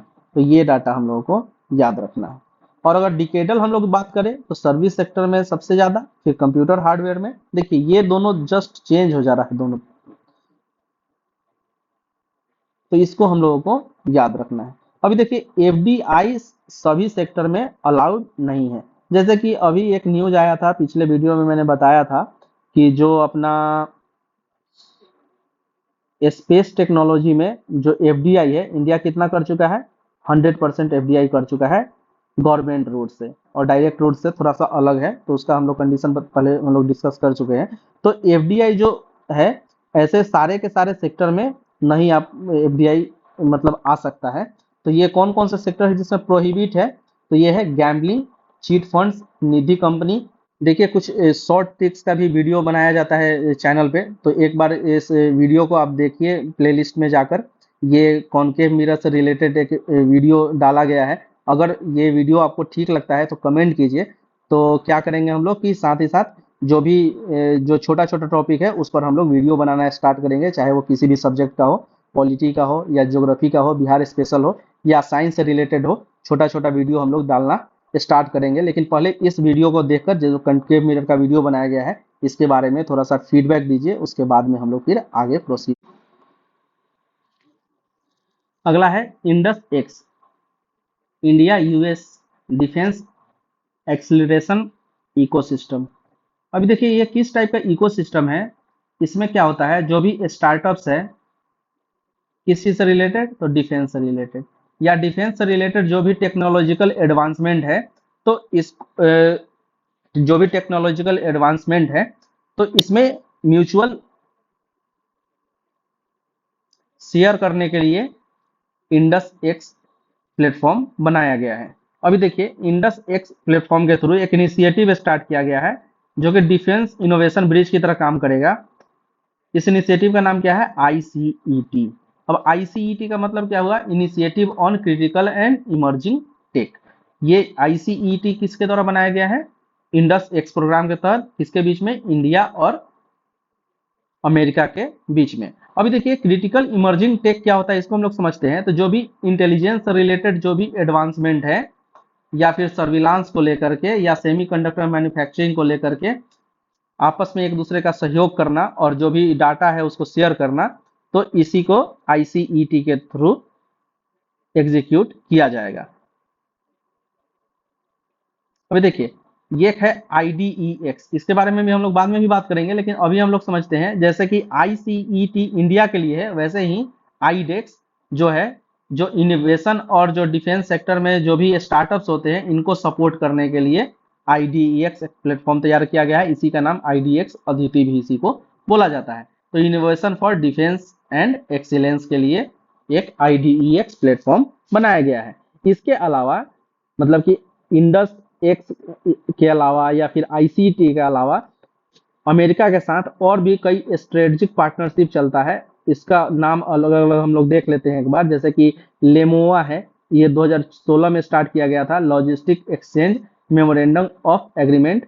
कॉमकासा है, communication and compatibility and security agreement है। बेका है, basic exchange and cooperation agreement है। तो इस तरीके से कई सारा और भी बाइलेटरल एग्रीमेंट चलता है किसके बीच में, इंडिया और अमेरिका के बीच में। अब चलिए अगला देखते हैं, कृषि सखी स्कीम। तो कृषि सखी स्कीम क्या है इसको हम लोग समझते हैं। तो सबसे पहले हम लोग देखते हैं कि जो कृषि सखी स्कीम है ये स्टार्ट किसके द्वारा किया गया है, ये स्टार्ट किया गया है ministry of agriculture and family welfare के द्वारा इसको स्टार्ट किया गया है। अब कृषि सखी क्या होती है, इस चीज को हम लोग सबसे पहले देख लेते हैं कि कृषि सखी क्या होती है। देखिए जो कृषि सखी है ये ये क्या है, एक ट्रेंड पर्सनल है जो कि किसान की मतलब फार्मर के फ्रेंड की तरह है। और ये इनका काम क्या है, इनको ट्रेनिंग प्रोवाइड करवाया जाता है। और ट्रेनिंग इस बात का कि ये जाकर फिर जो एग्रीकल्चर इक्विपमेंट्स हैं या जो भी एग्रीकल्चर एडवांसमेंट है इसके बारे में जो फार्मर्स है उनको हेल्प करना, उनको जानकारी देना। तो ये कृषि सखी का काम है। अभी देखिए न्यूज में आने का क्या कारण है कि अभी 30,000 कृषि सखी को सर्टिफिकेट दिया गया, किसके द्वारा, मोदी जी के द्वारा ये सर्टिफिकेट दिया गया। किस चीज का, कृषि सखी का सर्टिफिकेट दिया गया। अब देखिए ये तो था कृषि सखी का, लेकिन इसको ऑपरेट करने वाली ये कौन सी इकाई है, मतलब कि कौन सा इंस्टीट्यूशन है, तो वो है ministry of agriculture and family welfare. अभी देखिए agriculture and family welfare ministry के द्वारा एक और इनिशिएटिव चलाया जा रहा है, उसका नाम है कृषि सखी कन्वर्जेंस प्रोग्राम। ये देखिए कृषि सखी कन्वर्जेंस प्रोग्राम, इसका नाम है KSCP, और इसी में कृषि सखी के बारे में बताया गया है। अब देखिए इस प्रोग्राम का एम क्या है, कृषि सखी कन्वर्जेंस प्रोग्राम का एम क्या है, तो इसका एम है इंपावरमेंट, इंपावर्ड करना किसको, जो रूरल वुमेन्स है उनको इंपावर्ड करना एक कृषि सखी की तरह, ताकि उनका इनकम बढ़ाया जा सके। अभी देखिए एक इनका टारगेट क्या है, ये तो एम ऑफ प्रोग्राम हो गया, और इसमें टारगेट क्या किया गया है KSCP प्रोग्राम के थ्रू कि 3 लाख कृषि सखी, ऐसा कृषि सखी बनाना, सॉरी 3 करोड़, 3 करोड़ सॉरी लाख बोल दिया, 3 करोड़ ऐसा कृषि सखी बनाना जिनकी आमदनी 1 लाख के ऊपर हो, मतलब कि 3 करोड़ लखपति दीदी बनाना इस प्रोग्राम का एम है। अभी देखिए जो KSCP कृषि सखी कंजर्वेंस प्रोग्राम जो स्टार्ट किया गया है, ये टोटल 12 स्टेट में स्टार्ट किया गया है। अभी देखिए ये मैं भूल गया, आप लोग एक बार सर्च कर लीजिएगा कि बिहार में ये कृषि सखी इनिशिएटिव को स्टार्ट किया गया है कि नहीं। KSCP प्रोग्राम, कृषि सखी कन्वर्जेंस प्रोग्राम को बिहार में इम्प्लीमेंट किया गया है कि नहीं, इसके बारे में थोड़ा सा देख के एक बार कमेंट भी कर दीजिएगा आप लोग। अगला है ग्रेड प्रोग्राम। अभी देखिए ग्रेड प्रोग्राम किस चीज से रिलेटेड है, तो टेक्सटाइल से रिलेटेड है। इसकी नोडल एजेंसी कौन है, तो मिनिस्ट्री ऑफ टेक्सटाइल इसकी नोडल एजेंसी है। अभी देखिए ग्रेड प्रोग्राम क्या है, grant for research and entrepreneurship across aspiring investor in technical textile. अभी इतना फुल फॉर्म से हमको मतलब नहीं, इसको छोड़ देना है। हम लोग को समझना क्या है, जो ग्रेड प्रोग्राम है ये किस चीज के लिए है, एक तो R&D के लिए है, इसके अलावा जो इन्वेस्टमेंट को बढ़ाने के लिए, किस सेक्टर में, टेक्सटाइल सेक्टर में इन्वेस्टमेंट को इंक्रीज करने के लिए, इसके साथ साथ टेक्नोलॉजी को बढ़ावा देने के लिए, किस सेक्टर में, टेक्सटाइल सेक्टर में इस ग्रेड प्रोग्राम को स्टार्ट किया गया है। Nodal ministry ministry of textile. अगला न्यूज है Indian railway safety. Indian railway safety अभी न्यूज में क्यों है, क्योंकि देखिए इसके इंडियन रेलवे सेफ्टी को एनालाइज करने के लिए एक कमेटी का गठन किया गया, जिसका नाम है काकोट कमेटी। अभी देखिए ये कमेटी का नाम इंपॉर्टेंट है, इसको हम लोग याद रखेंगे। तो इस कमेटी का रिपोर्ट क्या था कि जो भी ट्रेन एक्सीडेंट्स होते हैं, मतलब जो डी रेल होता है ट्रेन, ये इसमें 75% कारण क्या होता है कि जो ह्यूमन स्टाफ्स हैं उनके एरर के कारण ये एक्सीडेंट होता है। तो ये इस कमेटी के रिपोर्ट में आया है। अब चलिए अब हम लोग एक बार देख लेते हैं कि रेलवे सेफ्टी के लिए और क्या क्या इनिशिएटिव लिया गया है। जैसे कि एक कवच सिस्टम एस्टेब्लिश किया जाता है, कवच सिस्टम इंप्लीमेंट किया जाता है रेल कोलिजन को बचाने के लिए और डी रेल को होने से बचाने के लिए। तो इसका इम्प्लीमेंटेशन अभी कहाँ तक, कितने किलोमीटर में हुआ है, तो ये है 1665 किलोमीटर में ही कवच सिस्टम को इम्प्लीमेंट किया गया है। अब चलिए कवच सिस्टम को हम लोग देखते हैं कि इसमें ये कैसे वर्क करता है। तो देखिए इसमें क्या होता है, RFID टैग्स को यूज किया जाता है। मतलब RFID टैग कभी भी रेल रेल मतलब कि इंजन या जो यहाँ से जब भी क्रॉस करेगी, तो RFID टैग्स के थ्रू सिग्नल जाएगा अगले सिग्नल पोस्ट को, 2-3 सिग्नल पोस्ट तक ये इंफॉर्मेशन फॉरवर्ड कर दिया जाएगा। साथ ही साथ ये रेल इंजन किससे कनेक्टेड होगा, ये GPS मतलब इंटरनेट से कनेक्टेड होगा, और ये GPS के थ्रू भी ये मतलब कि ये कंट्रोल रूम में इंफॉर्मेशन, ट्रेन का लाइव लोकेशन ये पहुंचाएगा। तो ये कवच स्कीम के थ्रू इस तरीके से डीरेल होने से ट्रेन को बचाया जा सकता है। लेकिन इसको अभी इंप्लीमेंट कितने किलोमीटर तक किया गया है, ये मात्र 1665 किलोमीटर के रूप में ही इंप्लीमेंट किया गया है। नहीं इंप्लीमेंट करने का कारण क्या है कि ये बहुत ही ज्यादा कॉस्टली सिस्टम है, इसीलिए इसको इंप्लीमेंट नहीं किया गया है। तो हम लोग को याद क्या रखना है, काकोट कमेटी और उसका एक छोटा सा रिपोर्ट कि 75% जो डी रेलिंग होता है, 75% डी रेलिंग, ये क्यों होता है, ये ह्यूमन एरर के कारण ये डी रेलिंग होता है। अगला है UNCTAD रिपोर्ट ऑन पब्लिक डेप्ट। सीधा हम लोगों को इसमें बात क्या करते हैं, जो इंडिया के ऊपर अभी पब्लिक डेप्ट है वो कितना है, ये है $2.9 ट्रिलियन। और $2.9 ट्रिलियन कहने का मतलब क्या हुआ कि 82.7% ऑफ जीडीपी इंडिया का भी पब्लिक डेब्ट है। अभी देखिए पब्लिक डेब्ट में हम लोग क्या रखते हैं, जो इंटरनल और एक्सटर्नल जो भी किसी भी टाइप का कर्जा है गवर्नमेंट का, उसको पब्लिक डेब्ट में काउंट किया जाता है। ठीक है, तो ये रिपोर्ट किसके द्वारा दिया गया है, यूएनसीटीएडी के द्वारा दिया गया है। ये डाटा हो सके तो इम्पोर्टेंट याद रखना है, नहीं तो कोई बात नहीं, इतना इंपॉर्टेंट तो मुझे नहीं लग रहा है। अभी देखिए प्रिस्टन कर्व, इसको हम लोग को याद रखना है इकोनॉमी पॉइंट ऑफ व्यू से। प्रिस्टन कर्व, अब देखिए प्रिस्टन कर्व क्या है, ये प्रिस्टन कर्व हमें बताता है life expectancy versus GDP per capita. मतलब अगर किसी भी कंट्री का जीडीपी पर कैपिटा मतलब पर पर्सन अगर इनकम बढ़ता है तो उससे लाइफ एक्सपेक्टेंसी पे क्या फर्क पड़ता है। तो मान लीजिए अगर कोई भी कंट्री जब जीडीपी पर कैपिटा बढ़ना स्टार्ट होता है तो लाइफ एक्सपेक्टेंसी भी उसका साथ ही साथ इंक्रीज होता है। लेकिन एक ऐसा पॉइंट आता है कि इनकम तो आगे बढ़ता है लेकिन क्या होता है, लाइफ एक्सपेक्टेंसी जाकर के रुक जाता है। जैसे इंडिया के अंदर अगर हम लोग बात करें तो लाइफ एक्सपेक्टेंसी कितना है, मेरे ख्याल से 68.8 होना चाहिए। एक बार चेक कर लीजिएगा, ये 69 भी हो सकता है, लेकिन 68.8 होना चाहिए। ठीक है, इसको एक बार चेक कर लेंगे हम लोग। ठीक है, तो ये प्रिस्टन कर्व किस चीज के बारे में बताता है, लाइफ एक्सपेक्टेंसी वर्सेस जीडीपी।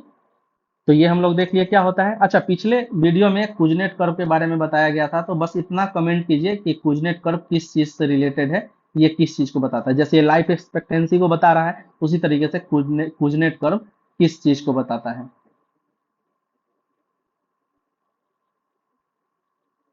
ये आपको करना है कमेंट।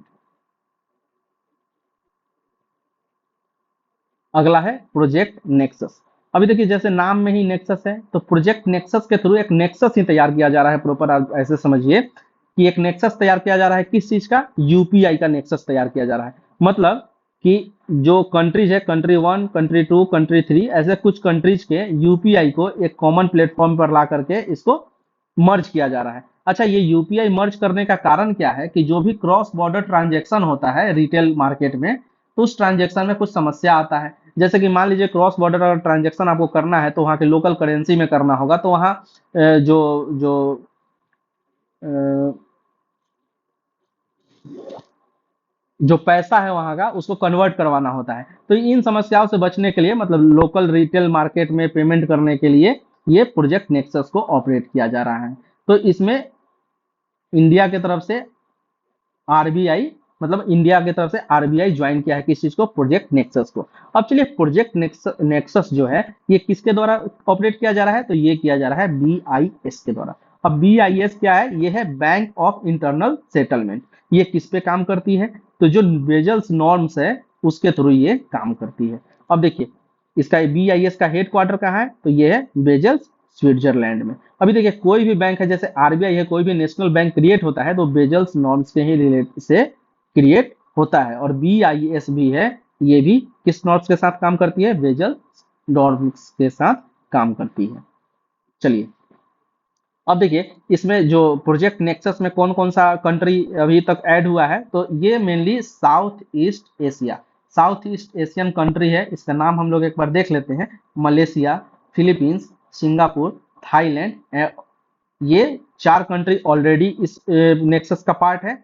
और अभी इंडिया इसको 2026 में, मतलब अभी ज्वाइन कर चुका है, लेकिन 26 से इंडिया का भी यूपीआई एक्टिवेट हो जाएगा। तो यही है प्रोजेक्ट नेक्सस। अब देखिए हम लोग देखते हैं वेरिएबल रेपो रेट।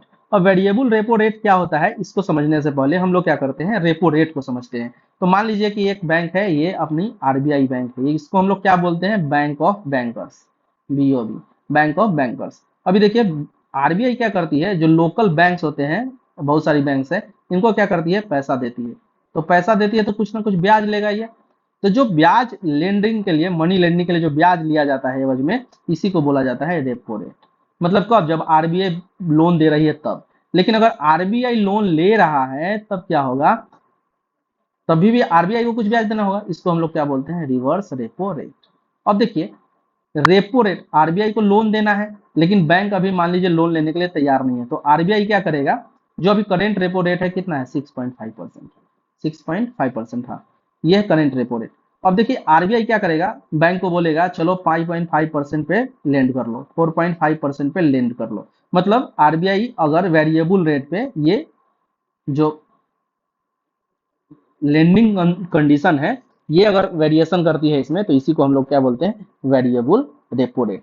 और अगर आरबीआई को जब लेंड करना हो लोकल बैंक से दूसरे बैंक से, तब इसको क्या बोलेंगे, वी आर आर आर, मतलब वेरिएबल रिवर्स रेपो रेट। अच्छा, ऐसा आरबीआई क्यों करती है कि आरबीआई को मान लीजिए अगर मार्केट में पैसा डालना हो, मतलब क्या करना हो, लिक्विडिटी बढ़ाना हो, मतलब पैसा मार्केट में इंक्रीज करना हो, तो क्या बोलेगा ये बैंक को कि हम वेरिएबल रेपो रेट अभी लगाते हैं, तुम पैसा और भी ज्यादा मेरे से ले लो और मार्केट में लिक्विडिटी को बढ़ाओ। और मार्केट से अगर पैसा निकालना होगा तो क्या करेगा आरबीआई, ज्यादा, मतलब रेपो रेट को, मतलब वेरिएबल रिवर्स रेपो रेट को बढ़ा देगा और क्या करेगा, मार्केट का सारा पैसा एब्जॉर्ब कर लेगा। मतलब कि अगर इसको ब्याज ज्यादा मिलेगा तो ऑब्वियसली है कि आरबीआई को मनी लेंड करना स्टार्ट करेगा, तो फिर मार्केट से क्या होगा, पैसा एब्जॉर्ब हो जाएगा। यही सब यहाँ लिखा हुआ है कि वीआरआर क्या होता है, टू इंक्रीज लिक्विडिटी, और वेरिएबल रिवर्स रेपो रेट क्या होता है, टू एब्जॉर्ब लिक्विडिटी। और ये कौन स्टार्ट किया है, ये स्टार्टेड बाय आरबीआई। और क्यों स्टार्ट किया गया है, क्योंकि बैंक रेडी नहीं है पैसा आरबीआई से लेंड करने के लिए। चलिए अगला देखते हैं, pump and dump dump scheme. ये देखिए पंप करना, ये सबसे पहले हम लोग देखते हैं किस चीज से रिलेटेड है, तो ये शेयर मार्केट से रिलेटेड है। शेयर मार्केट मतलब कि स्टॉक से रिलेटेड है। अब स्टॉक को कौन ऑपरेट करता है, तो सेबी। तो सेबी के द्वारा अभी जो भी पंप एंड डंप स्कीम जो भी लोग चला रहे थे, उनको क्या किया गया है, पनिश किया गया है, फाइन उन पर लगाया गया है। तो यही यही बोला गया है इसमें पंप एंड डंप स्कीम के बारे में। अब देखिए पंप और डंप स्कीम क्या है कि पहले किसी भी स्टॉक का जो प्राइस है उसको पंप करना, कैसे, झूठ बोल के मैनिपुलेट करना। अभी देखिए एक टेलीग्राम ग्रुप के द्वारा, ऑपरेटेड वाया टेलीग्राम ग्रुप, क्या किया जाता था, स्टॉक मार्केट का जो भी प्राइस होता था उसको मैनिपुलेट किया जाता था, मतलब गलत प्राइसिंग बढ़ा के ज्यादा दाम पे बेचा जाता था स्टॉक को, और फिर बाद में क्या किया, खरीदा जाता था, बेचा जाता था, बाद में फिर उसको छोड़ दिया जाता था। तो इसी मैनिपुलेशन को क्या नाम दिया गया है, पंप एंड डंप स्कीम।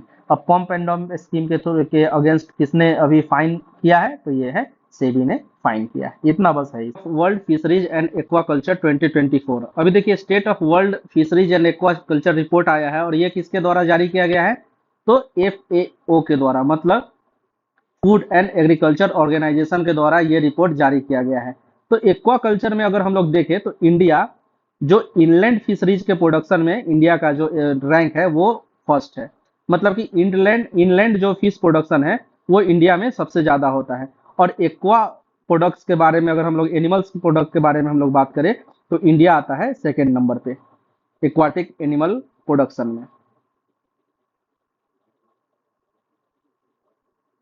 अभी देखिए ये जो रिपोर्ट रिलीज किया गया है, state of world fisheries and aquaculture report, किसके द्वारा, एफएओ के द्वारा। तो इसमें एक विजन का बात किया गया है। ये कौन सा विजन है, विजन ब्लू ट्रांसफॉर्मेशन। और ये कब लॉन्च किया गया था, 2021 में, और इसको फिर से इसी विजन को दोहराया गया है। तो चलिए विजन जो ब्लू ट्रांसफॉर्मेशन विजन है ये किस चीज से रिलेटेड है, इसका एम क्या है, इसके बारे में हम लोग बात कर लेते हैं। तो इसका एम है sustainable aquaculture expansion, effective fishery management, और इसके साथ साथ अपग्रेडेड एक्वाटिक वैल्यू चेन को डेवलप करना इसका मेन एम है। मतलब कि जो एक्वाकल्चर जो एनिमल्स का प्रोडक्शन हो रहा है उसको सस्टेनेबल बनाना और इसको फूड के रूप में यूज करना, इसका मेन एम है किस चीज का, विजन ब्लू ट्रांसफॉर्मेशन का। और ये किसके द्वारा लाया गया, तो ये एफएओ के द्वारा लाया गया है। अगला है कंटेनर पोस्ट परफॉर्मेंस इंडेक्स, सीपीपीआई।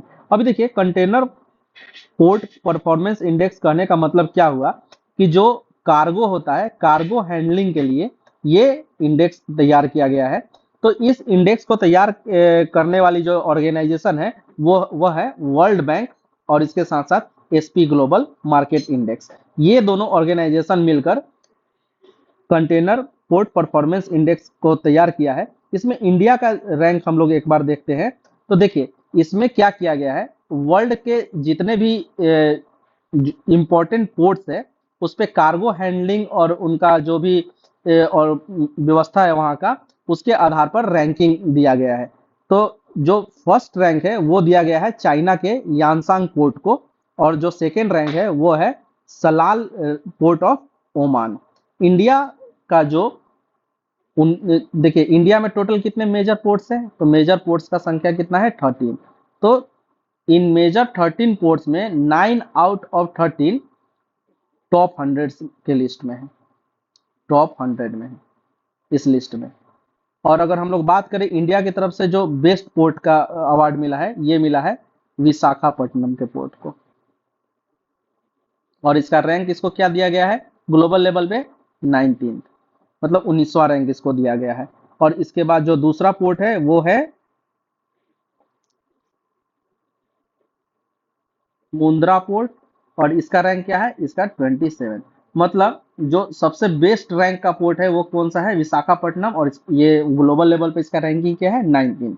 अभी देखिए जैसे सीपीपीआई जो रैंकिंग अभी तैयार हुआ है, इंडेक्स जो तैयार हुआ है, उसी तरीके से सागरमाला प्रोग्राम के तहत नीति आयोग ने भी पोर्ट्स को रैंकिंग दिया है, और ये रैंकिंग भी मैक्सिमम कार्गो हैंडलिंग के लिए दिया गया है। तो इस रैंकिंग में मतलब कि जो सबसे ज्यादा कार्गो हैंडल करने वाली पोर्ट है इंडिया की, वो है पारादीप पोर्ट। और पारादीप पोर्ट कहाँ पे है, ये है उड़ीसा में। अभी देखिए इससे पहले ये फर्स्ट है, मतलब ये पहला रैंक है इसका। इससे पहले फर्स्ट रैंक पे जो था, मतलब इसने किसको रिप्लेस किया है, इसका बात अगर हम लोग करें तो वो था दीनदयाल पोर्ट।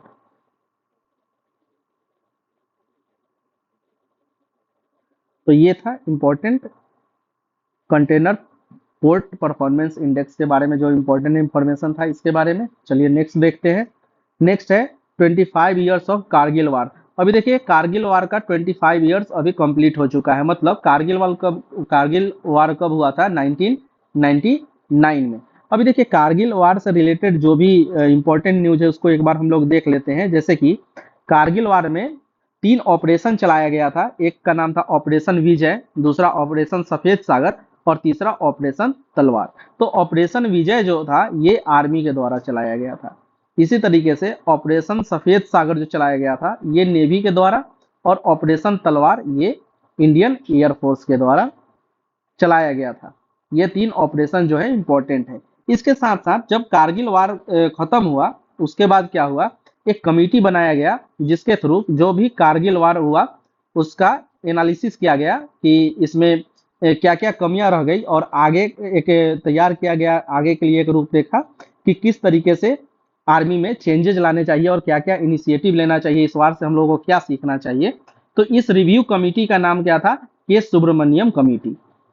तो ये के सुब्रमण्यम कमेटी के बारे में हम लोग को याद रखना है, क्योंकि ये के सुब्रमण्यम कमेटी ही है जिसके जिसके मतलब सुझाव पे, जिसके निर्देश पे अभी अग्निपथ स्कीम को भी लागू किया गया था, या फिर जो भी मेजर इनिशिएटिव लिए जा रहे हैं वो के सुब्रमण्यम कमेटी के रिपोर्ट के आधार पर ही लिया जा रहा है। तो हम लोग बात कर लेते हैं एक बार मेजर इनिशिएटिव क्या क्या लिया गया है सिक्योरिटी को बढ़ाने के लिए इंडिया का कारगिल वार के बाद। जैसे कि अभी देखिए रिसेंटली क्या अग्निपथ स्कीम स्टार्ट किया गया, जो कि बहुत ही कंट्रोवर्शियल टॉपिक था। इसके अलावा अदिति स्कीम स्टार्ट किया गया है, इसके बारे में हम लोग एक बार बात कर लेते हैं। तो अदिति स्कीम को ही IDEX स्कीम भी बोला जाता है। मतलब IDX मतलब इनिशिएटिव फॉर डिफेंस एक्सलेंस।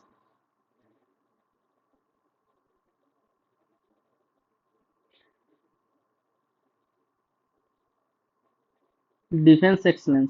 अभी देखिए इसमें क्या किया जा रहा है IDX में, कि ये प्रोवाइड कर रहा है सपोर्ट किस चीज को, जो न्यू स्टार्टअप्स हो रहे हैं डिफेंस सेक्टर्स में, जो न्यू स्टार्टअप्स हो रहे हैं उसको सपोर्ट करने के लिए IDX स्कीम के थ्रू इनको सपोर्ट किया जा रहा है। इसके साथ साथ इस स्कीम में, अदिति स्कीम में क्या काम है इसका, जो भी इनोवेशन है और जो भी डिफेंस टेक्नोलॉजी है इसको प्रमोट करना। अब देखिए इसके अलावा वाइब्रेंट विलेज प्रोग्राम स्टार्ट किया गया था। और वाइब्रेंट विलेज प्रोग्राम कितने टोटल कितने स्टेट में स्टार्ट किया गया था, तो 13 स्टेट में स्टार्ट किया गया था। वाइब्रेंट विलेज प्रोग्राम पे ऑलरेडी बीपीएससी क्वेश्चन पूछ चुका है, कितना में, बीपीएससी 67 या 68 में ये क्वेश्चन ऑलरेडी पूछ चुका है। तो वाइब्रेंट विलेज प्रोग्राम जो है, जो भी बॉर्डर वाला जो भी स्टेट्स है, तो बॉर्डर स्टेट्स में ये प्रोग्राम स्टार्ट किया गया था, और जो हिली स्टेट्स है उसी स्टेट्स में ये वाइब्रेंट विलेज प्रोग्राम को स्टार्ट किया गया था। अभी देखिए वाइब्रेंट विलेज प्रोग्राम इनिशिएटिव के थ्रू जो अरुणाचल प्रदेश का किबीथू है उसको फर्स्ट विलेज का, मतलब कि ईस्ट साइड से फर्स्ट विलेज के रूप में इसको नॉमिनेट किया गया था। किसके द्वारा? अमित शाह के द्वारा। ये पुराना न्यूज है लेकिन इसको भी हम लोगों को ध्यान रखना है।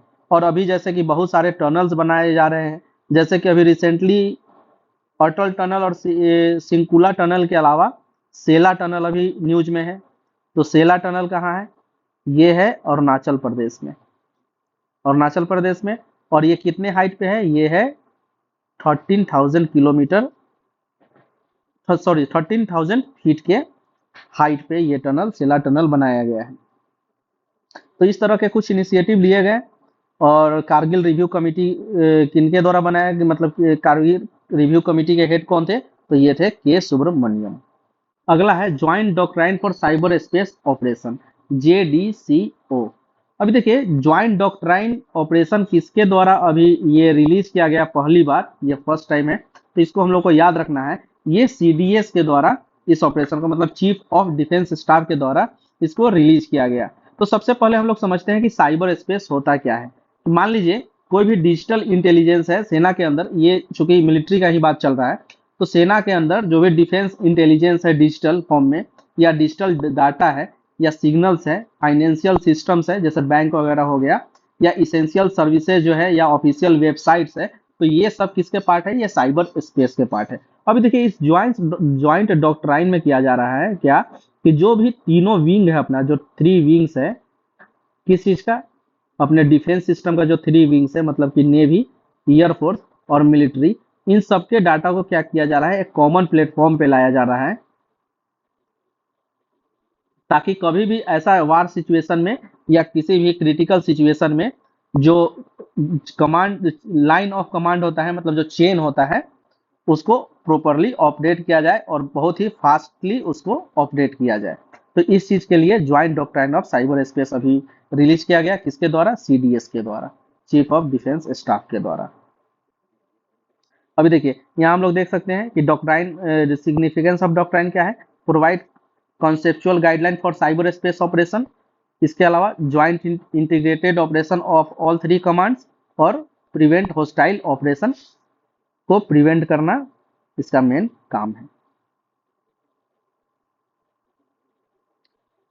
Third, aircraft carrier.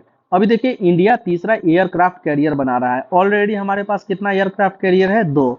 इसका नाम क्या है? INS विक्रांत और INS विक्रमादित्य। अभी देखिए जो INS विक्रांत है ये इंडिया के द्वारा खुद से बनाया गया, मतलब फर्स्ट इंडोजिनस एयरक्राफ्ट कैरियर है, जिसका नाम क्या है? विक्रांत। और जो विक्रमादित्य है ये कहाँ से इंपोर्ट किया गया है? इसको इंपोर्ट किया गया है कहाँ से? रसिया से। तो देखिए अभी India second indigenous aircraft carrier बनाने का बात कर रहा है। अभी इसका नेमिंग नहीं हुआ है तो इसके बारे में हम लोग बात कर लेंगे बाद में, लेकिन हम लोगों को क्या याद रखना है कि INS विक्रांत जो है इंडोजिनस है और विक्रमादित्य जो है वो रसियन है। और इसको बनाने वाली कंपनी कौन है एयरक्राफ्ट कैरियर को? तो वो है कोचिन शिपयार्ड लिमिटेड। अभी देखिए ये कुछ एडिशनल इंफॉर्मेशन है, इसको आप पढ़ भी सकते हैं खुद से। नेक्स्ट न्यूज देखते हैं हम लोग, फोरेंसिक इंफ्रास्ट्रक्चर इन्हांसमेंट स्कीम। अभी देखिए फोरेंसिक इंफ्रास्ट्रक्चर इन्हांसमेंट स्कीम को अभी लाया गया। सबसे पहले हम लोग समझते हैं कि स्कीम लाने का पर्पस क्या था। अभी देखिए जो भी नया लॉ आया है जुडिशियरी में, मतलब जो BNS आया है या BNSS आया है, या फिर ये जो भी लॉ आए हैं, जो नया वाला लॉ रिप्लेस हुआ है, इसमें क्या बात किया गया है कि अगर कोई भी 7 साल से ऊपर, मतलब 7 ईयर्स से अगर ज्यादा का इम्प्रिजनमेंट दिया जाता है, तो इसके लिए जो फोरेंसिक टीम का इन्वॉल्वमेंट ऐसे केसेज में होना बहुत ही जरूरी है। तो मान लीजिए अगर फोरेंसिक टीम का इन्वॉल्वमेंट होना जरूरी है तो फोरेंसिक इंस्टीट्यूशन का भी होना जरूरी है, और एक डेवलप्ड इंस्टीट्यूशन का होना जरूरी है। इसके लिए क्या किया गया है, मतलब कि फोरेंसिक इंस्टीट्यूशन को डेवलप करने के लिए national forensic infrastructure enhancement scheme को लाया गया है। ये कब से कब तक इम्प्लीमेंट किया जाएगा? तो फाइनेंशियल ईयर की बात करें तो 2024-25 से लेकर 2028-29 तक में इसको इम्प्लीमेंट किया जाएगा। मतलब कि ये टोटल 4 ईयर्स के लिए इस स्कीम को लाया गया है। अभी देखिए, अब फोरेंसिक जो टीम होता है वो क्या करता है? ये डीएनए एनालिसिस करता है, फिंगरप्रिंट एनालिसिस करता है, टॉक्सिलॉजी का मतलब टॉक्सिलॉजी मतलब पॉइजन वगैरह से रिलेटेड जो भी केसेज होता है उसको देखता है, या फिर जो बैलिस्टिक केसेस होता है उसको देखता है, जैसे कि जो बुलेट का जो पाथ वगैरह ट्रेसिंग होता है, इस बारे में इसमें बात किया जाता है बैलिस्टिक्स में। तो इन सब जो भी ये विंग्स है इसके इसके डेवलपमेंट पे काम किया जाएगा इस मिशन के मतलब कि इस स्कीम के through, national forensic infrastructure enhancement scheme. अगला न्यूज है फाइनेंशियल एक्शन टास्क फोर्स। अभी देखिए, फाइनेंशियल एक्शन टास्क फोर्स का जो गठन हुआ था मतलब कि स्टेबलाइज्ड हुआ था, तो ये कब हुआ था? 1989 में। और इंडिया इसका पार्ट कब बना है? 2010 में। अभी देखिए, जो फाइनेंशियल एक्शन टास्क फोर्स है ये G7 कंट्रीज के द्वारा ही बनाया गया था। और जब पेरिस में जब इसका ये कॉन्फ्रेंस हुआ था उस समय फाइनेंशियल एक्शन टास्क फोर्स का गठन हुआ था। अभी देखिए, टोटल 38 कंट्रीज हैं FATF के जो मेंबर हैं। FATF का मेन काम क्या है उसको हम लोग देखते हैं। इसका मेन काम क्या है? मनी लॉन्ड्रिंग को प्रिवेंट करना और उसे कॉम्बैट करना। इसके अलावा टेरर फंडिंग को बंद करना, और इसके अलावा जो वेपन्स ऑफ मास डिस्ट्रक्शन होता है इसको लिमिटेड करना या फिर इसको खत्म करना। जो भी मास डिस्ट्रक्शन के वेपन है इसको खत्म करना। अभी देखिए, ये तो काम हुआ FATF का। इसके अलावा FATF एक और काम करती है, ये लिस्ट जारी करती है। लिस्ट जारी करती है किस चीज से रिलेटेड? जो भी टेररिज्म है उससे रिलेटेड, या फिर जो भी कंट्रीज है जो मास वेपन ऑफ मास डिस्ट्रक्शन में इन्वॉल्व है, तो उनको ग्रे लिस्ट और ग्रीन लिस्ट में, ब्लैक लिस्ट और ग्रे लिस्ट में ये कंट्रीज को डालती है। ये किसका काम है? तो ये काम है फाइनेंशियल एक्शन टास्क फोर्स का। अभी देखिए, जो रिसेंटली न्यूज में क्या है कि जो प्लेनरी मीटिंग जो हुआ था अभी फाइनेंशियल एक्शन टास्क फोर्स का FATF का, वो कहाँ हुआ था? सिंगापुर में। अभी देखिए, यहाँ एक वर्ड है प्लेनरी। प्लेनरी कहने का मतलब क्या हुआ कि इसमें वही मेंबर्स भाग ले सकते हैं जो इसके परमानेंट मेंबर हैं। मतलब कि परमानेंट मेंबर्स का जो एनुअल मीटिंग होगा उसको हम लोग बोलते हैं प्लेनरी मीटिंग। ठीक है। अभी देखिए, इस मीटिंग में क्या हुआ? इंडिया को फॉलो अप कैटेगरी में डाल दिया गया। इंडिया को फॉलो अप कैटेगरी में डालने का मतलब क्या हुआ कि इंडिया का इमेज मतलब अभी ग्लोबल लेवल पर अच्छा कर दिया गया है। अब इससे क्या होगा कि इंडिया के अंदर FDI आएगा और बाकी नेशंस का सपोर्ट भी मिलेगा इंडिया को। तो ये सब चीजें होंगी इससे। अभी देखिए, इस मीटिंग में एक MER रिपोर्ट तैयार किया गया। जो किसके द्वारा तैयार किया गया? ये इंडिया के द्वारा तैयार किया गया है। तो MER रिपोर्ट क्या है? इसका मतलब MER रिपोर्ट मतलब म्यूचुअल इवेल्युएशन रिपोर्ट। अभी देखिए, ये इवेल्युएट करती है FATF कंट्रीज को भी इवेल्युएट करती है कि जो मनी लॉन्ड्रिंग से कॉम्बैट करने के लिए या फिर टेररिज्म से कॉम्बैट करने के लिए किसी भी कंट्री का क्या इनिशिएटिव है, इसको इवेल्युएट करने के लिए ये म्यूचुअल इवेल्युएशन रिपोर्ट तैयार किया जाता है। और ये इस बार किसके द्वारा तैयार किया गया है? ये प्रिपेयर्ड बाय इंडिया। तो ये हम लोगों को याद रखना है। रुद्रम 2। अभी देखिए, रुद्रम 2 क्या है? यह एक एयर टू सरफेस मिसाइल है। Rudram 2 air to surface missile है। अभी देखिए, इसको टेस्ट किया गया है सुखोई 30 MK1 जो जो फाइटर जेट है इससे इसको टेस्ट किया गया। कहाँ? चांदीपुर रेंज में। तो हमें क्या याद रखना है कि रुद्रम 2 क्या है? तो ये एक एयर टू सरफेस मिसाइल है। अभी देखिए, जो रुद्रम 1 था ये कब लॉन्च हुआ था? 2020 में। यह एक anti tank anti radiation missile था। तो हम लोगों को कंफ्यूज नहीं होना है, क्योंकि ये रुद्रम 1 और रुद्रम 2 ये दोनों एक दूसरे से बिल्कुल अलग है। इसका जो वर्किंग है ये एक दूसरे से बिल्कुल ही अलग है।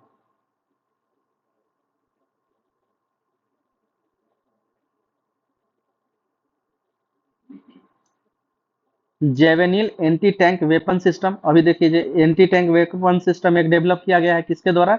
यूएसए और इंडिया के द्वारा। इसका क्या नाम रखा गया है? जेवे जेवेनिल। ये क्या है? Anti tank.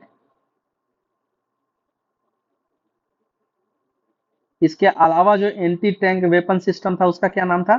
एक याद होगा आपको, पिनाका। ये क्या? ये इंडिजिनस था, मतलब इंडिया ने इसको खुद से डेवलप किया था पिनाका को। एंटी टैंक ये भी वेपन सिस्टम था। और इसी तरीके से अभी जेवनिल है एंटी टैंक वेपन सिस्टम, किसके द्वारा? यूएसए और इंडिया के द्वारा तैयार किया गया है। जीमेक्स एक्सरसाइज, जीमेक्स एक्सरसाइज किसके बीच होता है? जापान और इंडिया के बीच होता है। और ये किस टाइप का एक्सरसाइज है? नेवी का एक्सरसाइज है, मैरी टाइम एक्सरसाइज है। और ये अभी कहाँ हुआ है? जापान में योकोसुका, जो उसका सिटी है योकोसुका सिटी में हुआ है, जापान के योकोसुका सिटी में जीमेक्स एक्सरसाइज। वैसे ही होपेक्स एक्सरसाइज कहाँ है? तो ये है इंडिया और इजिप्ट के बीच होता है। किस टाइप का एक्सरसाइज ये है एक्सरसाइज? तो एयरफोर्स का एक्सरसाइज है। और ये अभी कहाँ हुआ है? इजिप्ट में। ये अभी इजिप्ट में हुआ है, हेल्ड इन इजिप्ट।